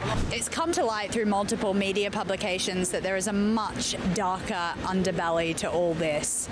Albanian and Romanian gangs operate in this area, some extremely, well, some trailing us right now, doing a circle as we speak. I'm feeling quite intimidated.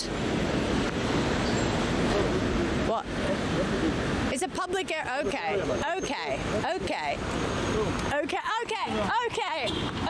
We're gonna go.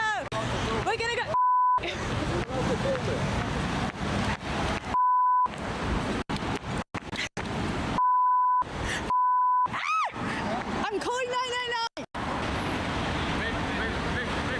Please, can you just? We're gonna go. We're going. My phone, you do camera for my face. We've public area, but my phone. No, we're going. That's extraordinary. I wonder what he's like, you know, he's very tough with women. I wonder what he's like with a man. Yeah. I mean, exactly. We did nothing, by the way, to provoke him. Little creep. What a creep. Absolute insane. I mean, I feel like going down the Marble Arch right now. And let's have a chat, shall we? Well, he's there because he lives there. Good. I think I'll go and see him. Honestly. It is infuriating. I'm honestly a bit re-traumatised. Not, of course, we don't condone violence, but that footage, it's the first time I've seen it, it makes me very angry. Yeah? Shouldn't be doing it to you.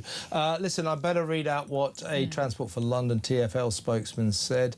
No one should be faced with sleeping rough on London streets. This is a busy part of the TfL road network. You say that against Hyde Park Corner. That is not a safe place for people to sleep rough. People who have previously been sleeping rough at this site have been made aware that returning to the site is not an option and that they will be removed. We continue to work with Westminster City Council, whose outreach teams can connect people to the support available to them and continue to monitor the area. What are they? How long have they been there, these people? They've been there for years. I would put a 5-year stamp on it. I mean, that's when I started seeing them.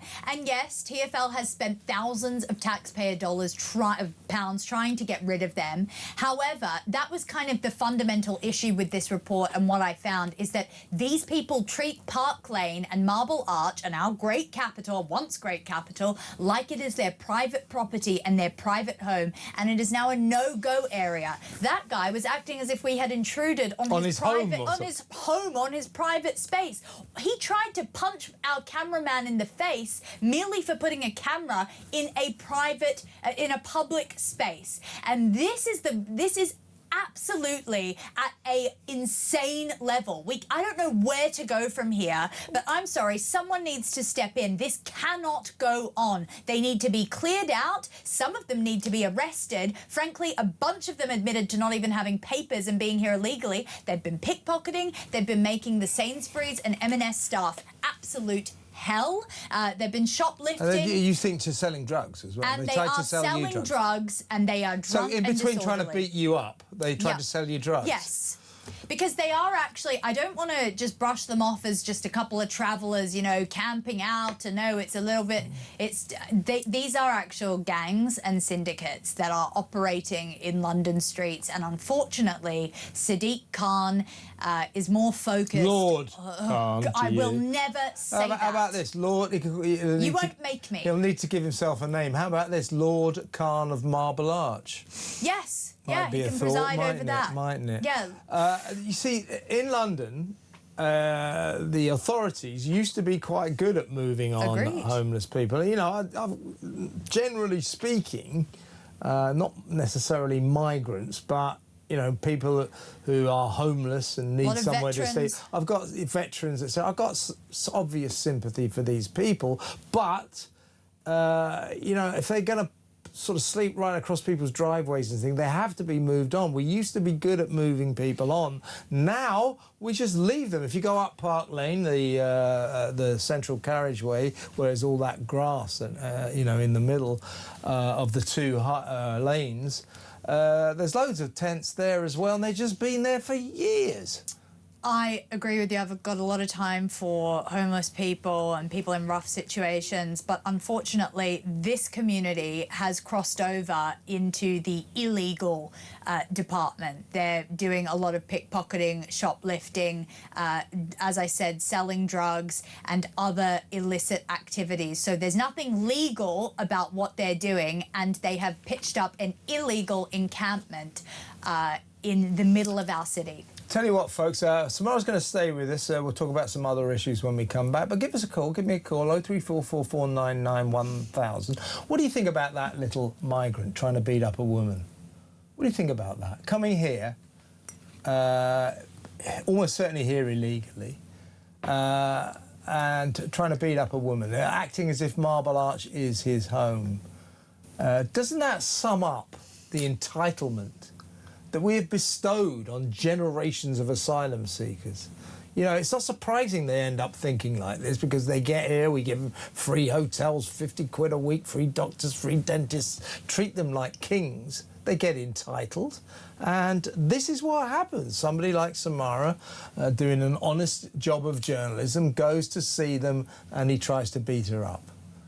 What do you think? 03444991000. Samara's going to stay with us. We'll talk about some more stories when we come back. Stay tuned.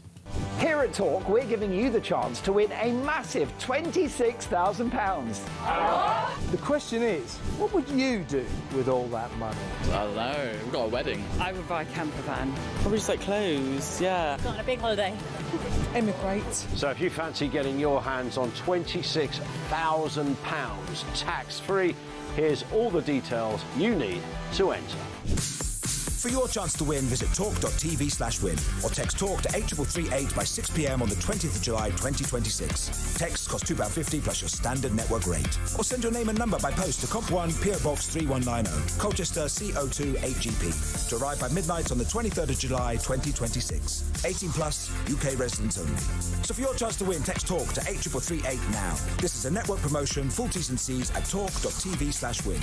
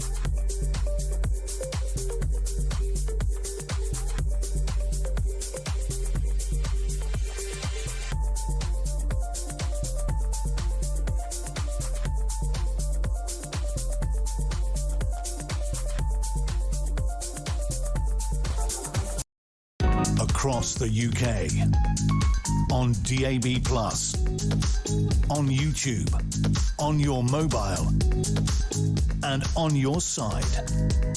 This is Talk.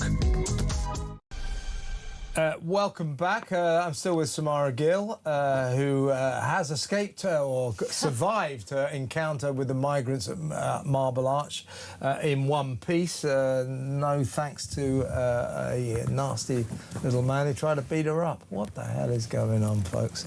Now, let's move on to a far more important issue.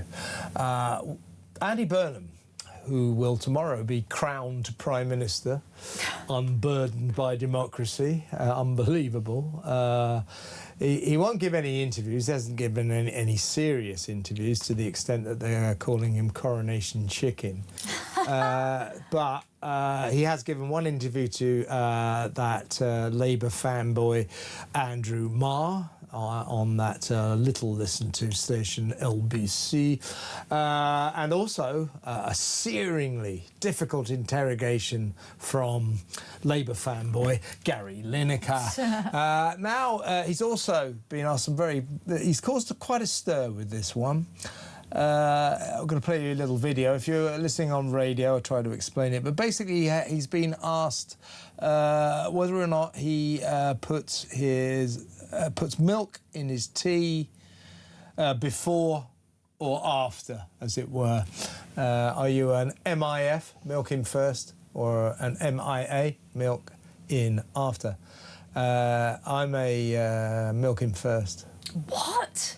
God, you're a confirmed psychopath, Kev. No, I'm not. I'm not actually. Milk in first. What the heck? I'm actually.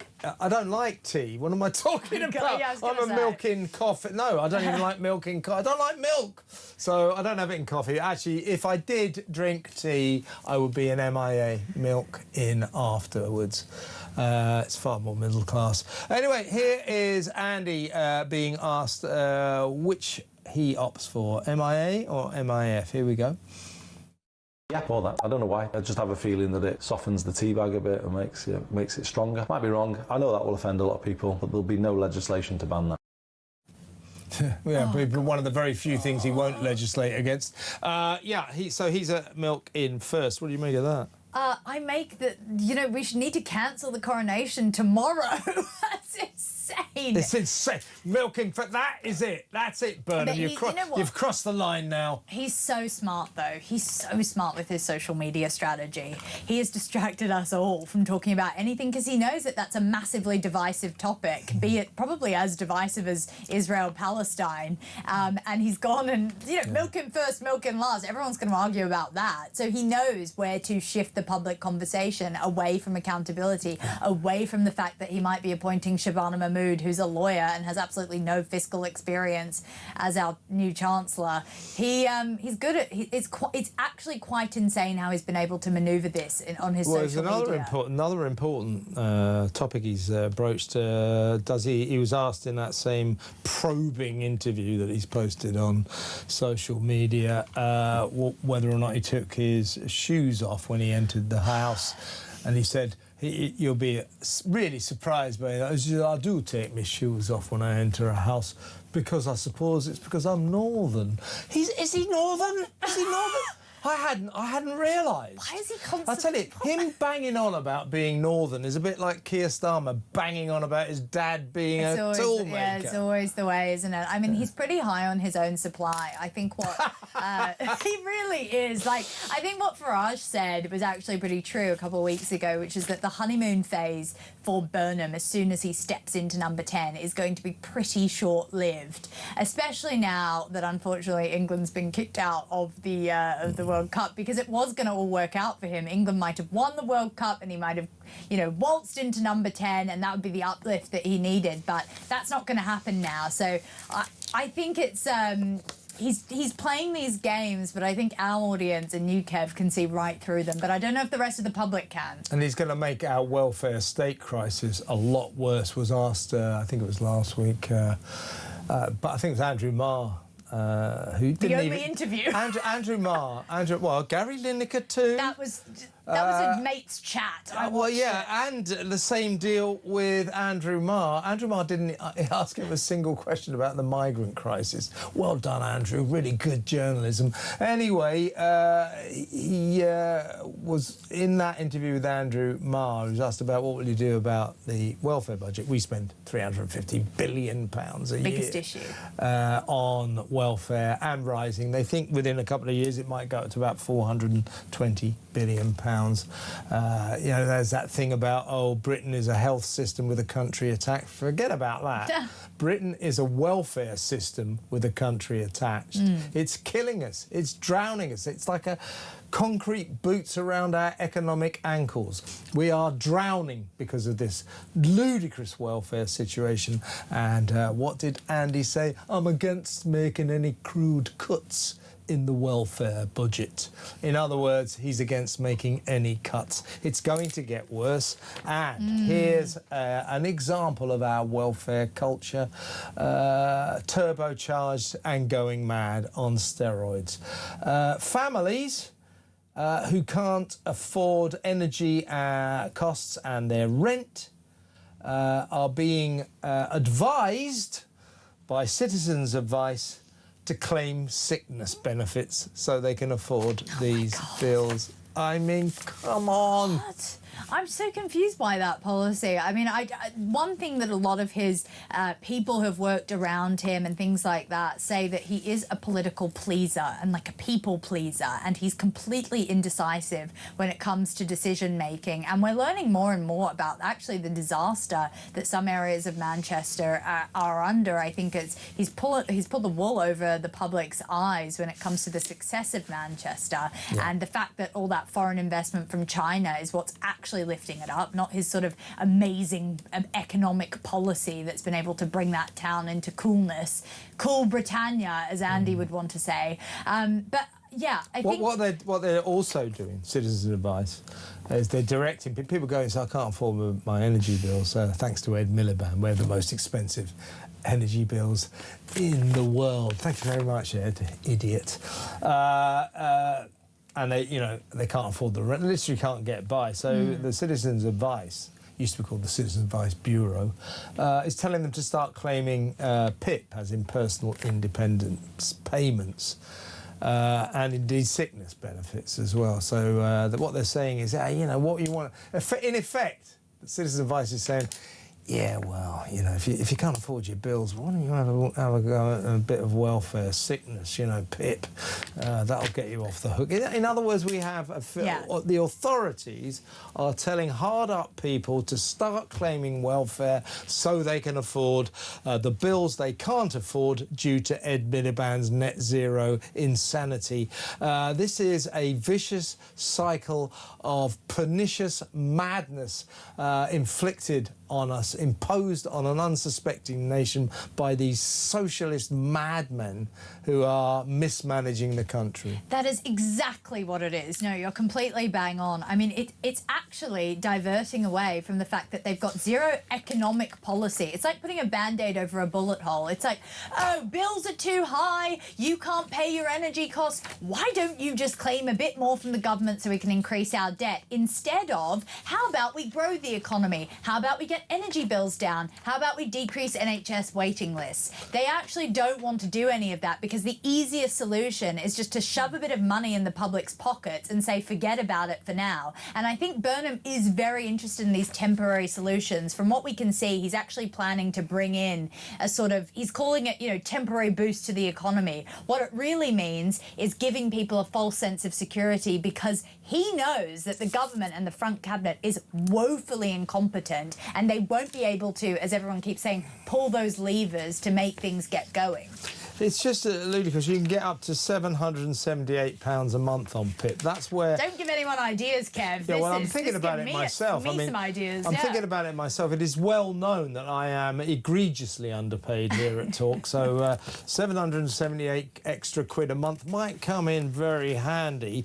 But we are just handing this. This is supposed to be a payment to people who whose jobs don't pay them enough money, and they might be a bit sick as well, and so they can't do various jobs. So it's supposed to help people who are either disabled, sick, and can't earn enough money, or just people who have jobs that don't pay enough.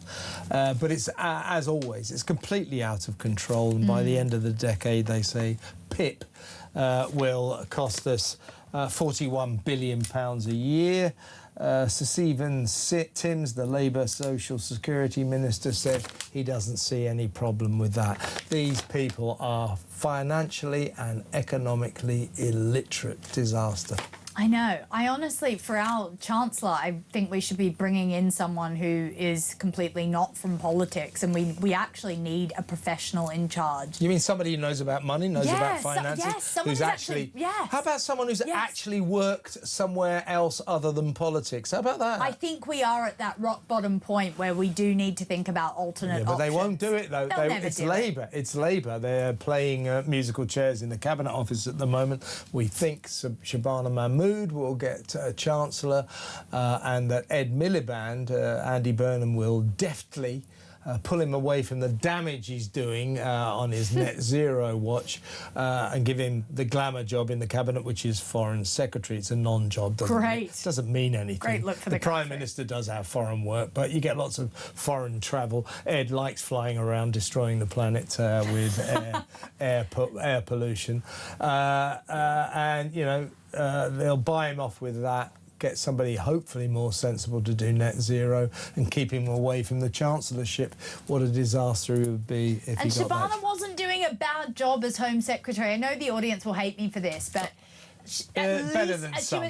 Overpraised. Overpraised completely, but for a Labour government, she was actually trying. She was better than most of them, but I do think she's massively overpraised. Agreed. In the end, she's still the little backbencher that used to go to the Greek islands at the weekend to hand out food parcels to illegal migrants coming in from the Middle East and sub-Saharan Africa. That's about all you need to know about her. See what I mean? Samara Gill, fantastic stuff. Let's go to break. Sunsport afterwards. I wonder what we'll talk about. Stay tuned.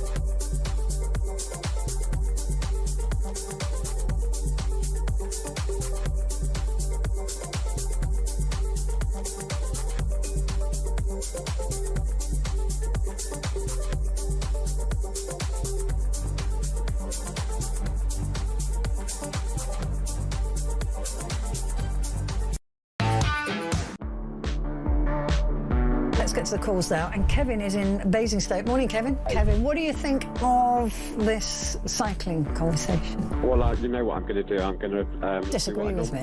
Yeah. I mean, there's far more accidents caused by cars than bikes. Yeah, we're not talking about cars, Kevin. We're talking about bikes. I'm never talking about bikes, but if we encourage more bikes, then there'll be less accidents. More people... yeah, more people on bikes who are not being controlled by anything.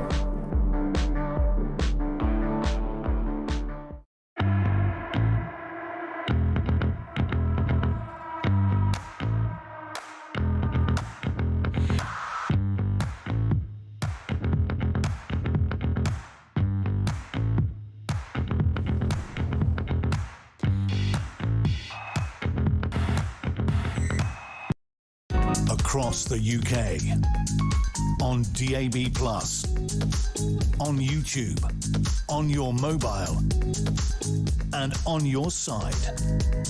This is Talk.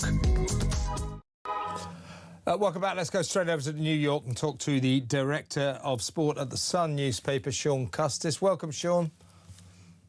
Hi, Kevin. How are you? Well, not particularly brilliant. The Telegraph is now reporting, literally within the last hour, that the England squad, the footballers, are furious with Thomas Tuchel because they don't believe his tactics were correct last night. I think Harry Kane made it pretty clear. So did other players in interviews, saying they didn't understand why they did that, why they retreated after Anthony Gordon's 55th minute goal. Harry Kane saying you just can't play like that at this level. They're saying he got timid, he got scared, and trying to defend against Argentina, that gave them the ball. They couldn't get the ball much before that. After Anthony Gordon's goal in the 55th minute, England had 12% possession, and most of the rest of the possession, as far as I can see, was held by Lionel Messi, who destroyed us. Tuchel screwed it, didn't he? Yeah, I don't think they're reporting anything that we didn't know last night. It was clear that the players didn't really understand why we're backtracking and trying to hold on to the lead. As Carl Walker said in The Sun as well today, he didn't understand the substitutions, why we got so defensive. One of England's big problems has always been, if we get 1-0 up, we tend to try to hold on to it when it's against the bigger teams. And we sort of think, well, even if we conceded one, well, maybe we can go to penalties and then it could go either way. I don't understand why we've never tried to push on and try and get that second goal. Everybody could see it. Everybody could see we're under the caution that we were going to pray to try and hang on, and we couldn't do it. And Argentina ended up being deserved winners. And I'm surprised that the players feel that the great tactician didn't get it right. He was brought in, wasn't he? As the great tactician. Get us over the line. To do the things, maybe tweak the things that Gareth Southgate had done very well to a certain extent, but not quite enough to get us there. And really, it was pretty much the same, and we all feel a bit let down by that. Don't you feel so disappointed? So disappointed, and hugely. But I've been listening to TalkSport. I've been listening to TalkSport, and the entire audience are furious, and they want Thomas Tuchel sacked for what he did last night, and I kind of feel the same. I don't see why. What do you want then? I mean, I get all this, having him sacked and all that sort of stuff, but what do we want? Who do we want? Someone who's not going to do what he did last night, Sean. We always flip-flop around like this. There's something in the English football team mentality as well, which can't get us over the line. Look, whatever you think about Argentina, there's a strength there in their bonding. It's quite staggering, really special. And they pulled it all together in that instance, and we didn't have a response. And the great disaster of the retreat, of the sudden... I mean, what we did last night was snatch defeat out of the jaws of victory. Made no mistake about that. But retreating and basically saying, what I'm going to do, that's what Tuchel effectively said, is set up this great big wall of big defenders and hope they can block all the barrage of crosses and shots coming in. But doing that, suddenly... Messi had the room that he'd been denied for the rest until then. He suddenly had a world of room, and he destroyed us. He personally destroyed us after that. It was such a disastrous tactic by Tuchel.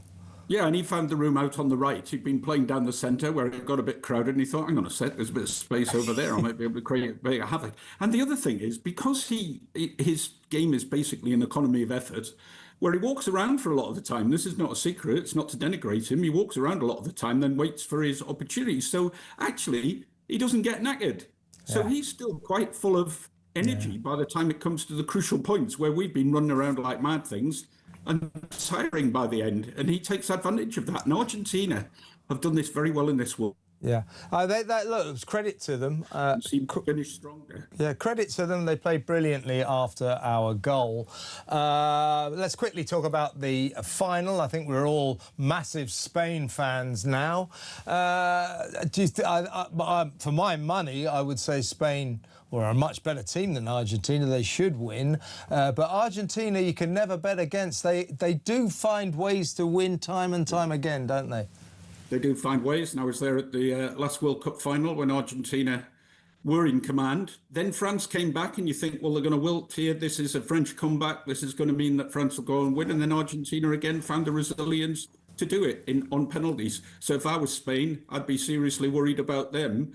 But you're right, Spain do have the capacity to keep the ball, not let you have it, and then maybe find a way through. It's not the most exciting in football sometimes, but they are a very, very efficient unit. Sean, it's been great talking to you throughout the World Cup. I hope we get another chance. I don't know when you're coming back, but let's get you on before if we can. Congratulations to you and the Sun for fantastic coverage of the World Cup. Sean Custis there, Director of Sport at the Sun newspaper. They have done a damn fine job. So has talkSPORT, by the way. Such a shame it's all over for us, isn't it? Such a shame. It's heartbreaking. That's what it is. Heartbreaking. When we didn't have to lose, I'm certain of that. Next up, we'll talk to Sir Gerard Howarth, former Conservative Defence Minister. That next. Stay tuned.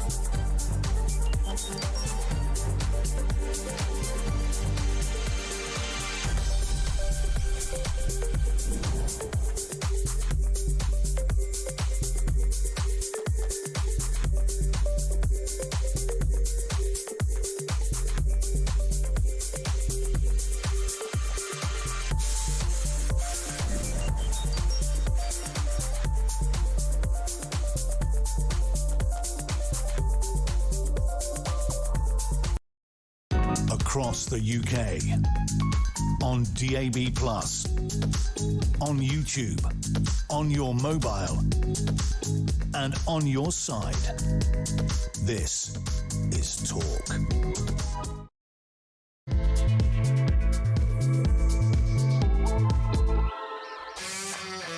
Welcome back.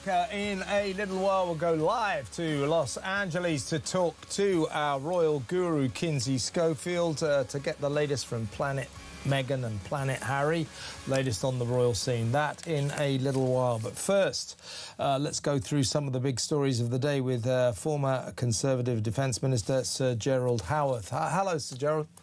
Good evening, Kevin. How are you? I'm okay. A little bit disappointed after last night, of course. Can we talk a little about not so much the football, but more what happened after the game? Number 10 Downing Street, even the socialists in Number 10 Downing Street are rather upset by the Argentinian players who, after their victory in the semi-final last night, unfurled this banner that said Las Malvinas son Argentinas, which means the Malvinas, that's the Falklands to you and I, are Argentinas. They're not. And they're playing a lot of games in this respect, Argentina, at the moment. They've today lodged, or just hours after their victory last night, they lodged an official complaint that a British warship had entered Argentinian waters down there in the South Atlantic. So they're playing games. This Malvinas thing of theirs is an obsession. The Number 10 Downing Street has called for the players to be punished by FIFA. I think that's fair enough. I think they should be punished because there's a rule, no politics, in the World Cup. But also, I think Number 10 should now slap Argentina down and tell them 255 British servicemen gave their lives to keep the Falkland Islands British, and we are not about to give Argentina those islands in a month of Sundays. Absolutely spot on. The Falkland Islands have been British since at least 1833. They've never been owned by Argentina. And the last time that they sought to impose their will upon the Falkland Islanders, it ended in disaster for Argentina. They lost nearly 700 men. And of course, we lost 255 brave British soldiers, Marines, naval people, and that is etched on our memories. And there is absolutely no question that we will give up the Falkland Islands. However, it has to be said that whilst the Prime Minister has been very robust about this, that of course means the current Prime Minister, not Monday's Prime Minister, but today's Prime Minister, Sir Keir Starmer. The Prime Minister of the day, yes. Whilst the Prime Minister of the day has been very robust. The fact is that, of course, Argentina will have taken encouragement from the fact that he surrendered the Chagos Islands to the Mauritians with absolutely no justification nor reason whatsoever. They will also have taken encouragement from President Trump, the foolish President of the United States, who so naively had an understanding of the importance of the Falkland Islands and questioned Britain's ownership thereof. So these international currents are swirling. And then, of course, you have the Argentinians taking advantage of the defeat of England yesterday. And their economy is not doing well. And that's what happened in 1982. So, Kevin, my message actually is that, A, the Foreign Office needs to step up to the plate. We haven't heard from them. We've heard from the Prime Minister. But of course, last time in 1982, it was the fact that the Foreign Office was actually quite prepared to give up the Falkland Islands and sent that sort of signal to the Argentinians that we were prepared to negotiate. That must be refuted. It must be emphatically stated by the Foreign Office that absolutely no question that we will defend the Falkland Islands because, of course, we have troops stationed on the Falkland Islands. Of course, HMS Medway is the patrol ship which is on duty down there and was being perfectly lawfully behaving in international waters, threatening nobody. It was just going to Chile to recover some stocks. We've got to tell them, I think, Gerald, that we've got to stop this nonsense. So you and I are old enough to remember that conflict. I had earlier on the show Simon Weston, you know, who was on board Sir Galahad when that was sunk. He lost 40 of his comrades and was terribly burnt himself. It was a miracle he survived. And just talking to him and remembering that, the sacrifices that British servicemen made to protect those islands, to keep them British, because that's what the people who live there want. They are British. It's an issue of self-determination. But talking to Simon Weston, it just reminded me of the sacrifice that our servicemen made, and it makes me angry that our government's attitude to this is kind of, you know, lackadaisical, not particularly bothered. I think we need to issue a very robust statement to Argentina. Stop these games. You're not getting what you call the Malvinas. And by the way, they're called the Falklands, and they will be forevermore. How about that? No, I couldn't agree with you more, Kevin. And I think the fact that you suggested that the government is not particularly bothered, I'm not entirely certain that is the case with the Prime Minister. But I wonder how many Labour MPs would support the sending of a task force to go and recover the Falkland Islands were we foolish enough to allow the Argentinians to do again what they did in 1982. But you're right. I've been there. I'm wearing my South Atlantic Medal Association Summer 82 T-shirt, which I received when I went out with some veterans on the 20th anniversary of the conflict. So in 2002, I was privileged to be amongst them. I stood on Mount Longdon, a brilliant operation taken by the Parachute Regiment. Three para that was. I stood on the top of Mount Longdon with three constituents. One had no leg, one had no throat, and the other, Sergeant Brian Faulkner, had taken about 30 men off the mountain to the regimental aid post and saved their lives. And the idea that we should dishonour the sacrifice, that we should dishonour the memory of those who fought, I think is absolutely disgusting. And I think any Argentine footballer who has the privilege of playing for an English football club and was responsible yesterday for calling the Falklands this mass building, whatever it is, on the pitch, should be debarred from returning to the United Kingdom and should forthwith lose their right to play for an English club because they have betrayed those 255 men who gave their lives in 1982. I agree with you. I absolutely agree with you. I thought their behaviour is disgusting. I think their country's behaviour is disgusting. I would say also juvenile. You remember the foreign minister of Argentina just before the match announced that the Falkland Islands, or the Malvinas as they call them, are illegally occupied, and it's time that we handed them in their mind back to Argentina. I don't know why they use that language, because they've never had the Falklands. But I think primarily we should think about the people who live there. There's 4,000 proud British passport holders there. They recently had a poll, a kind of vote on whether or not they would like the idea of becoming Argentinian. Out of 4,000 residents, 3 voted that they would quite like that idea. In other words, almost, it's like literally 99.999% of the British passport holding people of the Falkland Islands want to remain British, and we have a solemn duty in this country to make sure that happens, don't you think? Yes, I certainly do, and it was a Putinesque proportions of the sort of vote we see in Russia.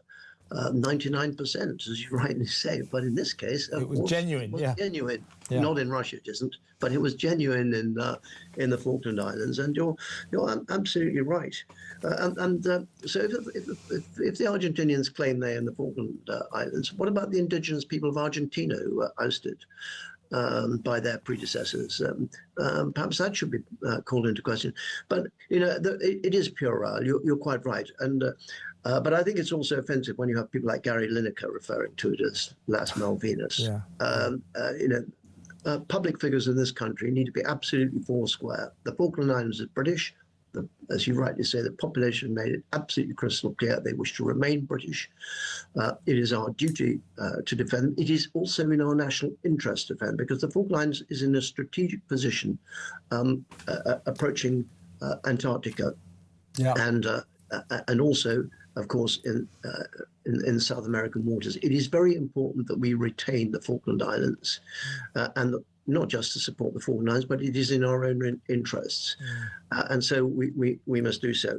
And I mean, I think you're right about Simon Weston. I do know Simon Weston is a very great man indeed. But to be perfectly honest, all those men who took part in that operation were great men, and they did a fantastic job. You know, I walked up Tumbledown. I have no idea how the Scots Guards managed to take Tumbledown. Tumbledown and Mount Longdon seem both the most incredibly difficult natural fortifications to attack. And 3 para took Mount Longdon, and the Scots Guards took, under Sir John Kisley, they took Tumbledown. And I mean, I am just absolutely in awe of these people. I'm also in awe of the whole military establishment, which when Margaret Thatcher asked the Chief of the Defence Staff, can you do it? And they... 4 days to get the task force, more than 40 ships together. They said yes. I mean, those were the days, Gerald. Those were the days. They were, absolutely.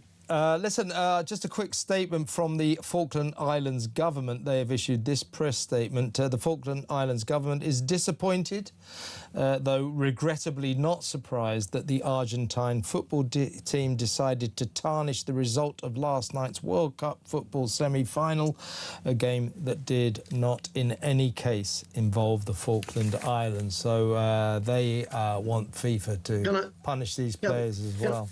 Can I just add one other point? There's an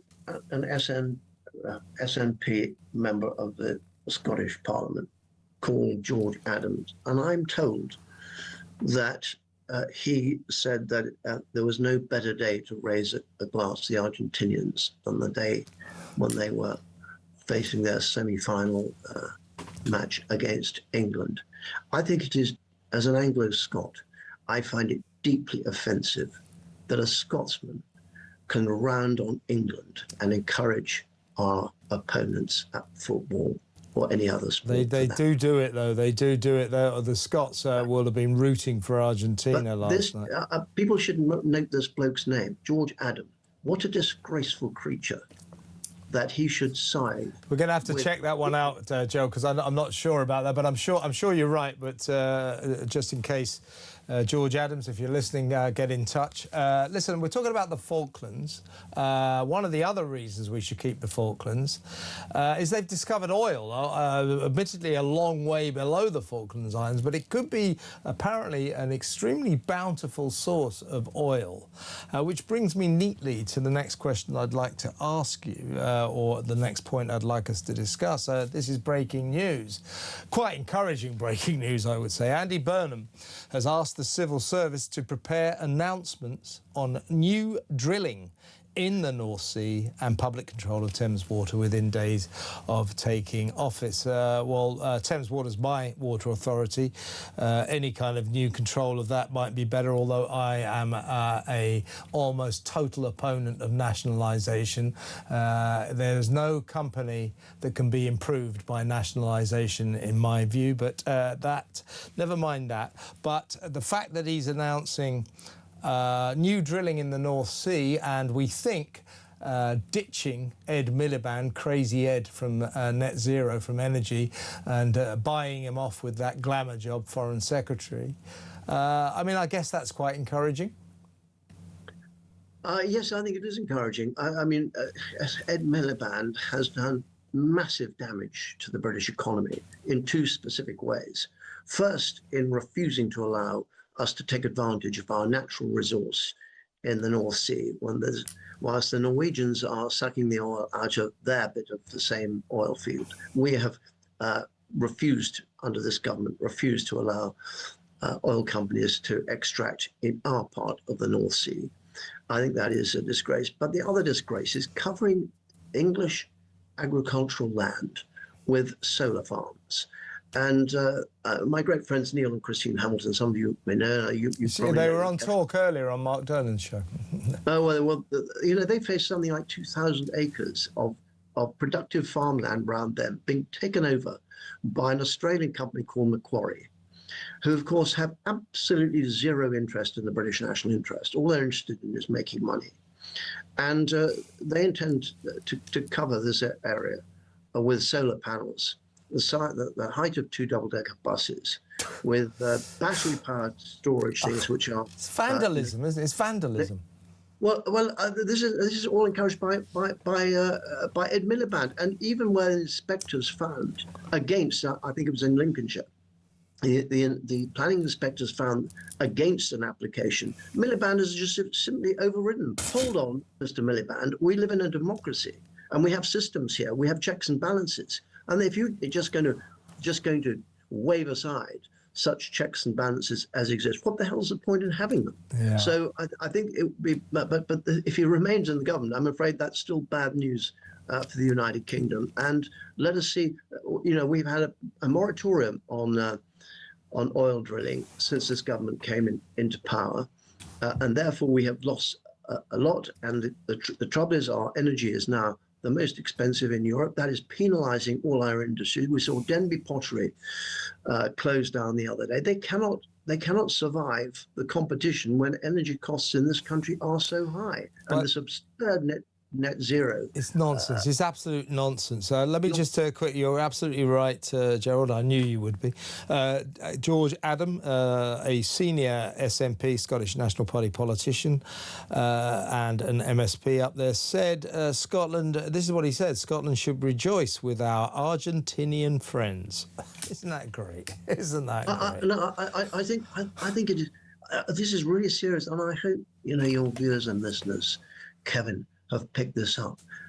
This is deeply offensive to the memory of those 255 men who gave their lives and their families. The others who to this day are suffering from the wounds that they experienced during that operation.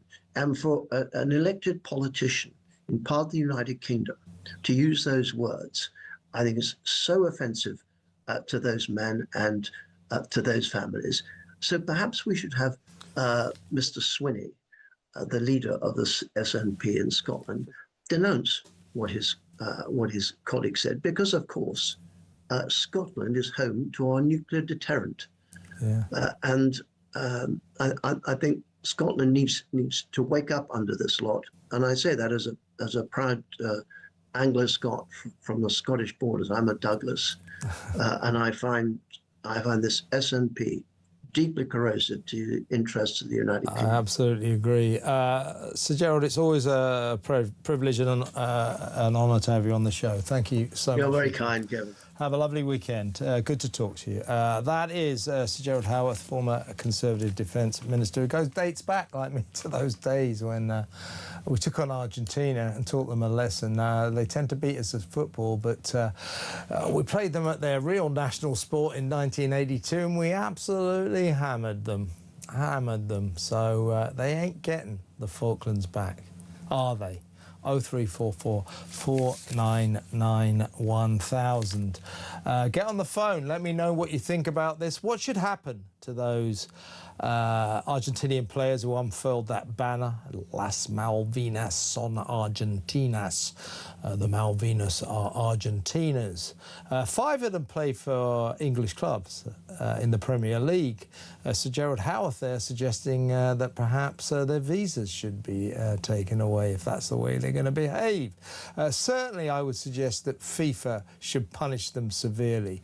Mark Little was right. I actually would not want them banned from the final of the World Cup, which would undermine that final. But down the line, I think they should be taught a lesson about what they did, and this government should teach Argentina a lesson, should tell them publicly to wind their necks in. Stop this Malvinas claptrap. You are not getting the Falkland Islands. Got it? If you agree with me, let me know what you think. Give me a call, 0344 499 1000. Let me know if you like what you think about Thomas Tuchel's tactics last night. Timid Thomas Tuchel's terrible tactics. A lot of T's for you there, alliteration, you see. That's why I get the big bucks. And what do you think about Andy Burnham announcing that he may well raise our taxes? When he says he's considering raising our taxes, what he means is he will definitely raise our taxes. That's so he can pay for that enormous welfare bill. What about you don't raise our taxes, but you reduce the welfare bill, Andy? It's not difficult, it's not rocket science unless you're a crazy socialist. What are you, Andy? 0344 499 1000. Let's go to break. When we come back, we're going to go over to California to talk to our royal guru, Kinsey Schofield, find out the latest events on Planet Royal, particularly involving Harry and Meghan, who are now back on the West Coast, having been here last week to see the King. That next, stay tuned.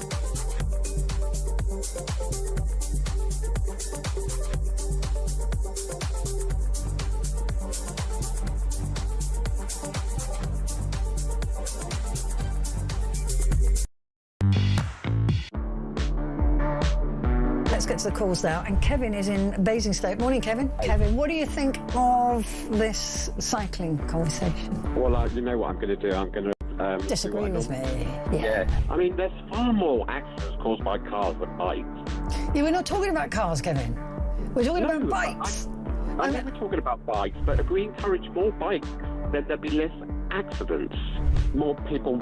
more people on bikes who are not being controlled by anything.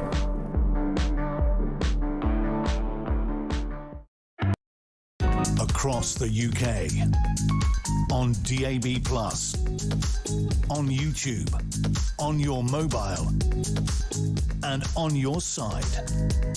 This is Talk. Welcome back. Let's go over to our royal guru, Kinsey Schofield. Hi, Kins. Hi, Kev. I hope you've got enough voice for the both of us today. Oh, my God. What have you got, a cold or what's happening there? I think it's like 3 hours of sleep in London for a week. You know what I mean? Yeah, that jet lag thing, I know all about it. Going back and forth from London to Los Angeles, it does play havoc with you. It really does. Well, I hope you can get through this voice-wise. First of all, let's talk about Prince Harry. He's appeared on this podcast. Joe Marler is a sort of rugby player over here who appeared on The Traitors and became quite a star. As a result, he started up his own podcast called Joe Marler Will See You Now, and that's a kind of mock therapy podcast, and Prince Harry went on to this. And it was all a bit tragic, really, because Joe started saying, well, what... So he acts like he's your inquisitor. Your profession, please, your job. So Harry was stumped by this. He didn't know what to say. So at first he said, I don't know, full-time dad, former British serviceman, English prince, and then he settled on Duke. In other words, he doesn't know what the hell he does in his life. Let's have a look at this weird interlude on Joe Marler's podcast. Harry. Age. Age. Occupation. Full-time dad. British Army veteran. Prince of England. Duke. But for today, I don't know. What do you want, Duke? Sycophantic left-wing comedians are acting like what he's saying is funny. He's about as funny as a funeral on a wet Monday. But there you have it, Kinsey. A 41-year-old man who has no idea what he's doing with his life. He cannot tell them what he does for a job, what he does, how he occupies his life. He doesn't know what it is that he does. And that is tragic, isn't it? It's a real window into the vacuum of his empty life. Well, on top of the Duke, you know, the Duke being what he says his title is, when they ask him his full name, he doesn't correctly answer his full name. He doesn't know his own name. Right. He includes Duke of Sussex, which to me tells me that his entire identity is still built around his royal, you know, relationships, his royal proximity, which he's deserted, Kevin. Like he told Oprah Winfrey, my brother and my father are in a prison, when describing what their roles were. He said, I was born into this family, but I never wanted this life. Then go away. Also, from a PR perspective, and I know I beat this to death when I was in London last week, but if I'm Invictus and I'm watching you do this interview to allegedly promote Invictus, then I am livid that the first words out of your mouth aren't the founder of the Invictus Games. Yeah. That I'm not pushing Invictus from the get. Yeah. And the thing is, you know, good for him with the Invictus Games. It's a very worthy event, you know, for wounded veterans. You know, nobody would criticise the Invictus Games or his commitment to the Invictus Games, but this is a once every 2-year sporting event, and it's about the only thing in his life. That's not a job. By the way, Duke is not a job. This podcast revealed the emptiness of his life. There's no purpose in it. There's no job. You know, I like the way he says, I didn't choose to be born. I didn't want to choose to be born into this. But he clearly quite revels in not having to earn a living, doesn't he? Amen. Yeah, I mean, this is not a new strategy for Prince Harry. Remember, he did the Hassan Minhaj podcast not too long ago here in the States. He looks for, you know, left-leaning comedians. I just think in the UK, he found a group that was more willing to let him in on the joke, whereas in the States, because he's kind of such a bonehead, he becomes the butt of the joke. Like Hassan Minhaj is making fun of him in the middle of that podcast. And he's tried to do it with a couple of different podcasts and comedians here in the United States. I think he fell into a little bit of luck here with this group that will sit back and fake laugh at his sense of humor. But yeah, I mean, he's also, I think I told you via text message, trying to recreate the magic of Prince William's Kelsey Brothers' New Heights interview that recently went so viral. But, you know, how can you recreate that magic? William appearing on Travis Kelce's podcast the day he marries Taylor Swift, and William being so authentic and sincere and organic, which is something that Harry just is unable to do at this point because he's so wrapped up in Meghan's world. I mean, you're right. It does give us a sense that he is absolutely lost, rudderless, trying to find his way. And I also think stressing that he desperately misses home. Yeah, exactly right. Now, listen, let's rewind a little to that chaotic visit to Britain last week by him and latterly Meghan and the kids. We assume they came and we never saw them. It was all behind closed doors. Meghan not wishing, I think, to expose herself to, shall we say, a sceptical British public. She doesn't want to walk the streets of this country because people will boo her. We don't like her. She doesn't like us. She called us a nation of slave-driving racists.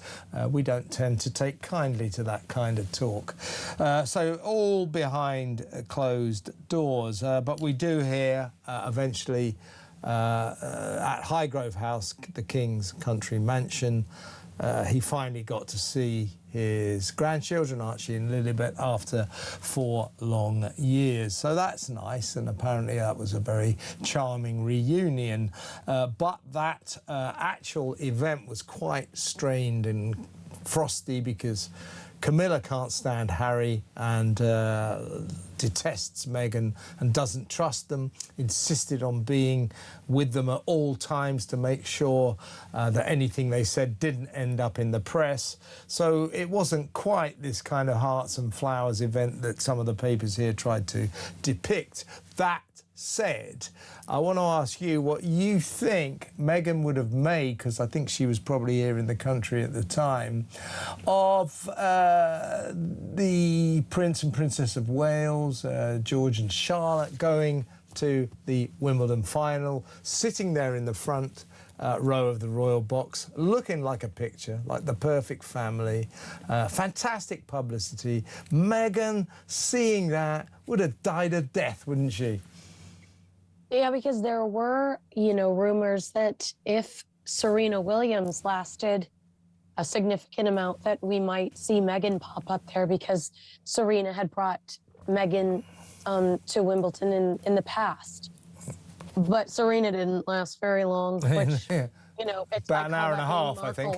I call that being markled. You know, you show allegiance to the wrong team, and karma seems to catch up to you in the Markle space.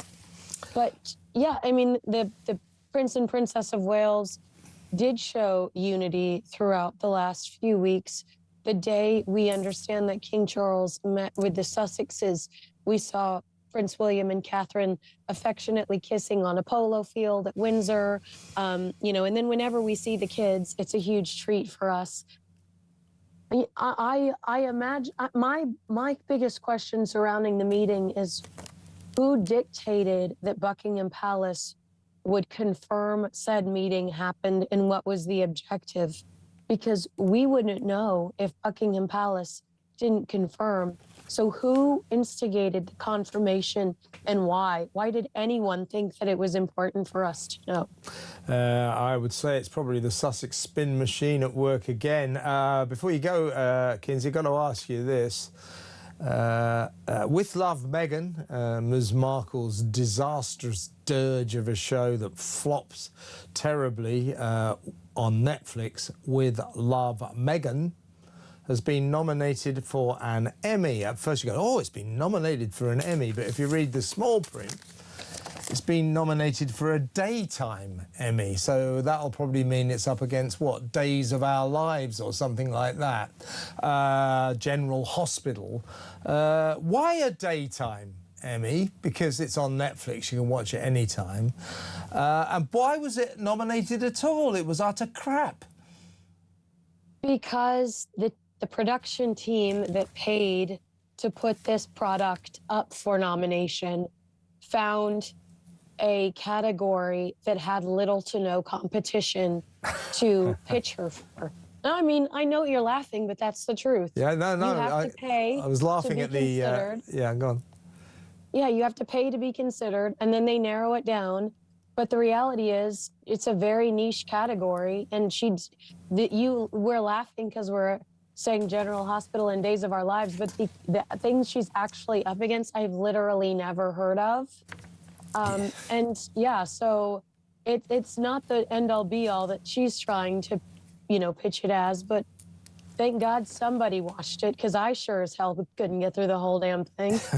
I had to do a TV review of it. I've watched several episodes of all the series, the Christmas special as well, and these are moments, these are hours, Kinsey, that I can never get back. And I need, at my stage of life, I need every single hour I've got. Tell you what, Kinsey, you go and gargle some whatever it is you gargle to sort your throat out, and I hope it gets better. We'll talk to you on Monday, hopefully, and then I'm doing your podcast next week. So have a great weekend and look after that voice of yours. Kinsey Schofield, host of Kinsey Schofield Unfiltered, there, struggling with her voice. She did a great job, though, didn't she? Megan. That show with Love Megan, it was just awful. Anyway, let's go to break. Phone calls when we come back. 03444991000. I'll read some of your messages as well. And any WhatsApp voice messages if we've got any. So that next, stay tuned.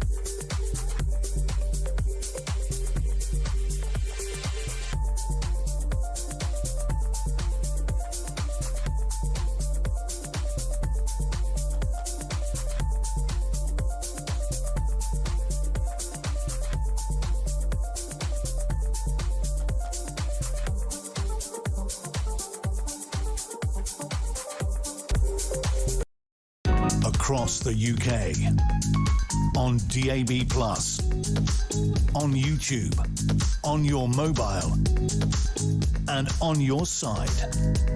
This is Talk. Welcome back. We'll go to the phones in just a second. I think I should read a couple of messages, texts that you've been kind enough to send through. This is from Christine. Kevin, do you think Argentina are going to take any notice? We are the laughingstock of the world when we want to take our service people to court. That's true. That's what Britain has come to. And this bloke, that is our new Prime Minister. What does the world think of us? Probably won't get read out, but there you go. Not allowed to have our say.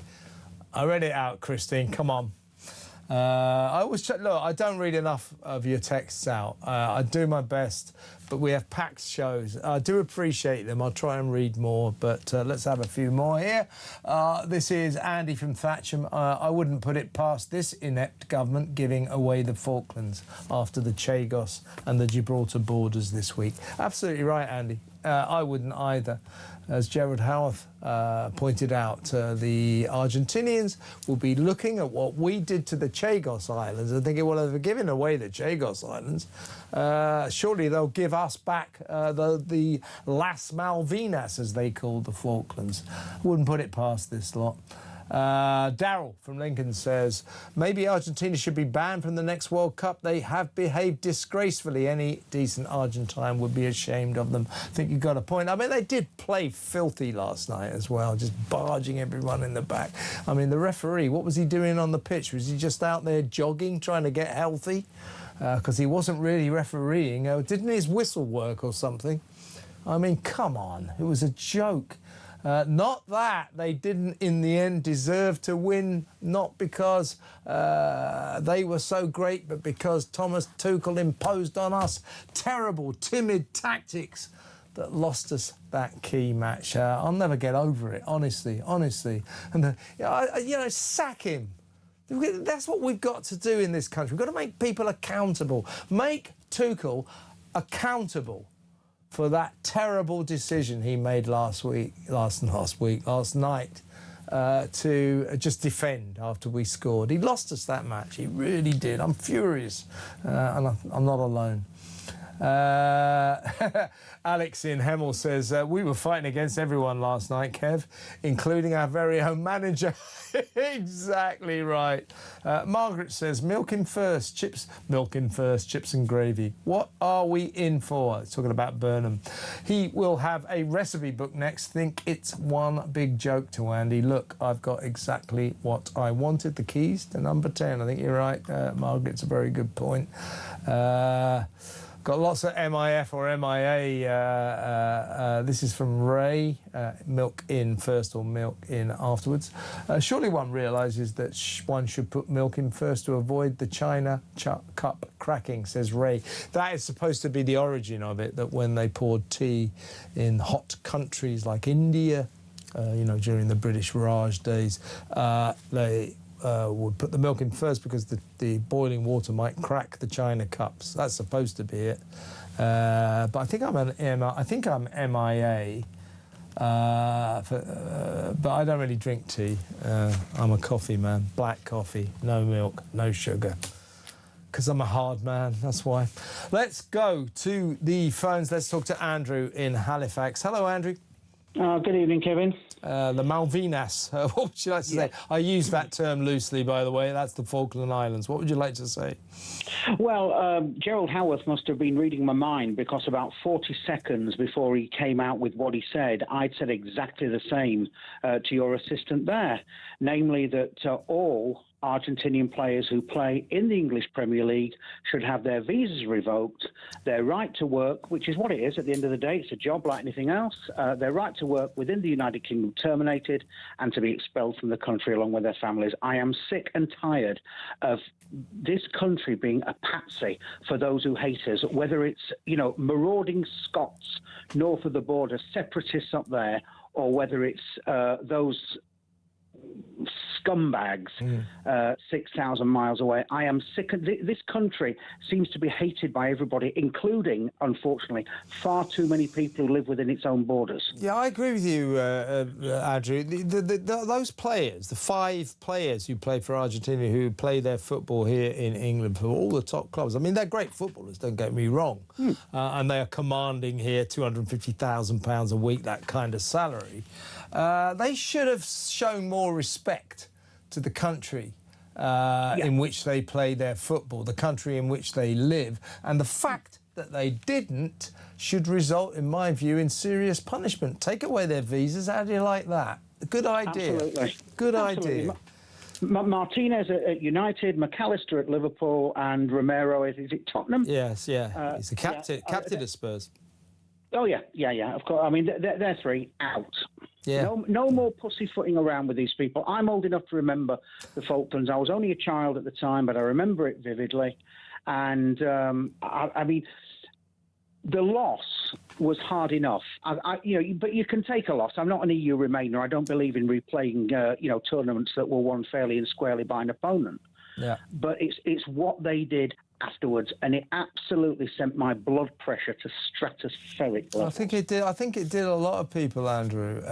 You know, as I say, I mean, my blood pressure was pretty high anyway because of Thomas Tuchel's terrible tactics.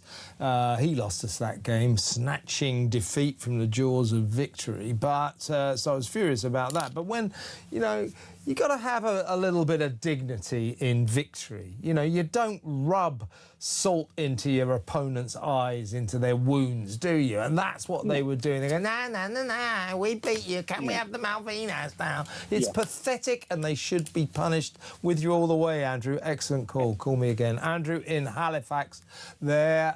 Let's go to break. We'll take some more calls when we come back.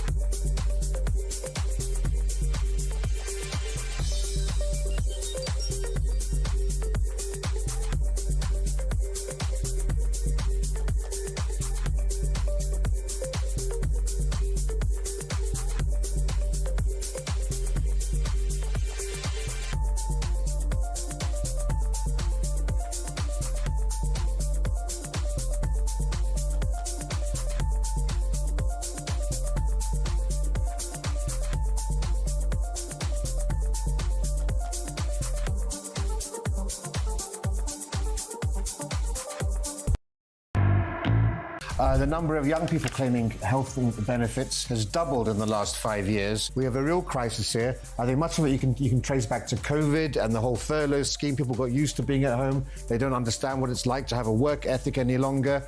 We really need to deal with the ticking time bomb of our youth, because within 10, 20 years, they're going to become the majority of our workforce. And if they're all skiving off like this, we're going to be an even bigger problem than we have now. Yeah.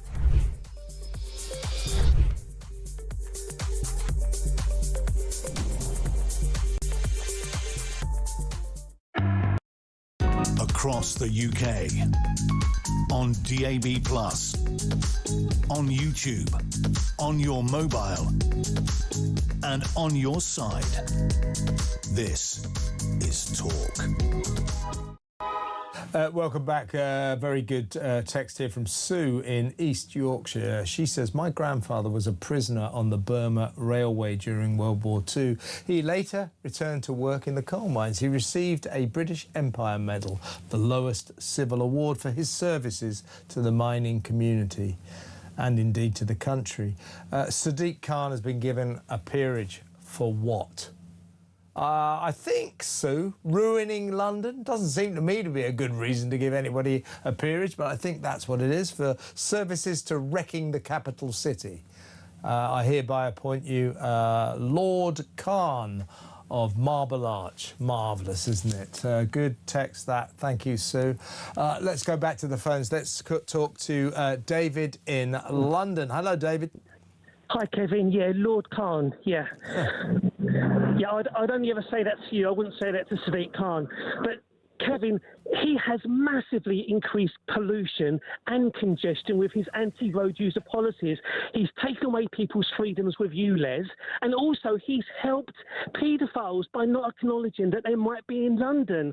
It's a kick in the teeth for Londoners. I mean, this city, thanks to Sadiq Khan, is one hell of a lot more dangerous than when he took it over. I mean, the streets of this, you know, I've never before had to say to my wife or women friends, female friends, don't come back, don't walk back from the station, I'll come and get you, or get an Uber. You know, do not walk down the streets of this city. They are not safe. That's his fault. That's his fault. And he's getting a peerage. And the economy is being massively affected because they can't do business, because they can't get around. Yeah, I know, David. It's so frustrating that this is the way the body politic works. It's all scratching each other's backs. Jobs and honours for the boys, peerages for the girls. It's just pathetic. But welcome to Socialist Britain, Burnham's Britain. David, good call. Thank you very much, David in London. Let's go to Carl in Liverpool. Hi, Carl. What's your take on the Argentinian players last night unfurling that banner? Las Malvinas son Argentinas. What do you think about that? Good evening, Kev. Yeah, I'd like to see those players that were standing there with it unfurled. I'd like to see them banned from playing in the final. They made it. I'm not in favour of banning anyone, but they made it political. And FIFA's rules are there are no. I take your point. I think you're.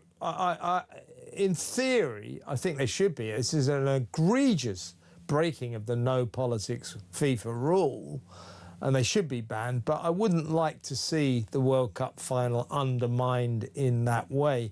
I would like the British government to punish the players in Argentina who play for English teams, 5 of them.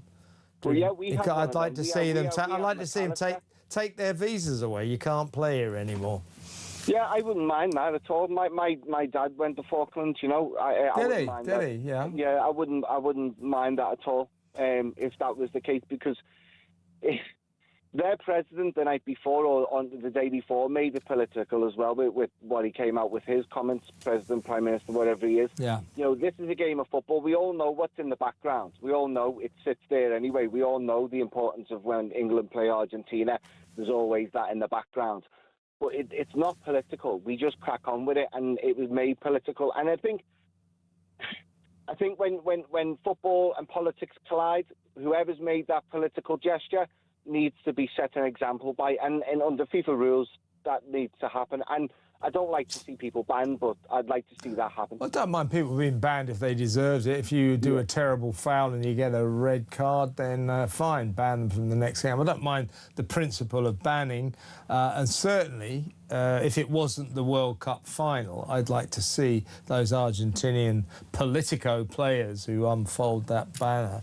I'd like to see them banned. But I really, after what has been, a very enjoyable tournament, I wouldn't like to see the final undermined in that way. Because what I want to see now, Carl, I think you'll agree, we're all Spain fans now. I want Argentina to go out there full strength. And I want Spain, can I say this? I'm going to say it, kick their asses. I want Spain to kick their asses. I really do. Yeah, I feel the same, Kev. I think everyone in the country will be supporting Spain. I think if you look at how Argentina got through the last 3 games, us included, God knows how they got away with all them fouls. Someone's clipped up 40 minutes. Well, do you want to know something, Carl? Do you want to know something? FIFA, who proved, I think, the FIFA president, Gianni Infantino, proved that he's essentially corrupt. Corrupt, yeah. When he bowed to President Trump's demand that the American forward was not banned the next game, and he just said, oh, yeah, OK, I'll do that. Well, I'll tell you another thing about FIFA, and, there's been so many pro-Argentinian decisions in this tournament, particularly by VAR, video assisted ref, that they're calling VAR Vargentina. Now, here's the deal. FIFA make one hell of a lot of money out of Lionel Messi, the world's greatest player, the Argentinian player. They make a lot of money out of him, and they want Argentina to win. Make of that what you will. Well, yeah, I mean, everyone's talking about that. And look, video footage doesn't lie. You only have to look at the games of Egypt and before the fouls. Everyone's talking about that Egypt game, that was a joke. Yeah, the Egypt one was. But if you look at the referee as well, the referee himself has refereed games with Argentina, and he does like Lionel Messi, and that's a fact. That's out there. I just think FIFA, like you said, Donald Trump getting involved, it's made it look corrupt, but we already knew that it was anyway in some shape, form, you know, and Infantino's just proved that. And if nothing gets done about the Argentinian players before the World Cup final, then we know it is, because what's the point in banning them or giving them a fine? A fine won't work. Well, they say it should be punished in some way, but I wouldn't like to see the final undermined. But as we part company, Carl, Viva Espanol, come on Spain. Good to talk to you, mate, as always. Thank you for another excellent call. Carl in Liverpool. Let's read a couple of messages. Peter Cardwell will be in just a second to let you know what he's got lined up for you between 7 and 10 p.m. But this is from Andy in Woolwich. Sadiq Khan has been made a lord in Keir Starmer's leaving honours. Seriously, we now have people who hate our history, culture, armed forces and young girls put in the House of Lords. Time even more to leave this once great country. Here's another one, Amanda. Sadiq Khan in the House of Lords, talk about reward for failure. Absolute joke.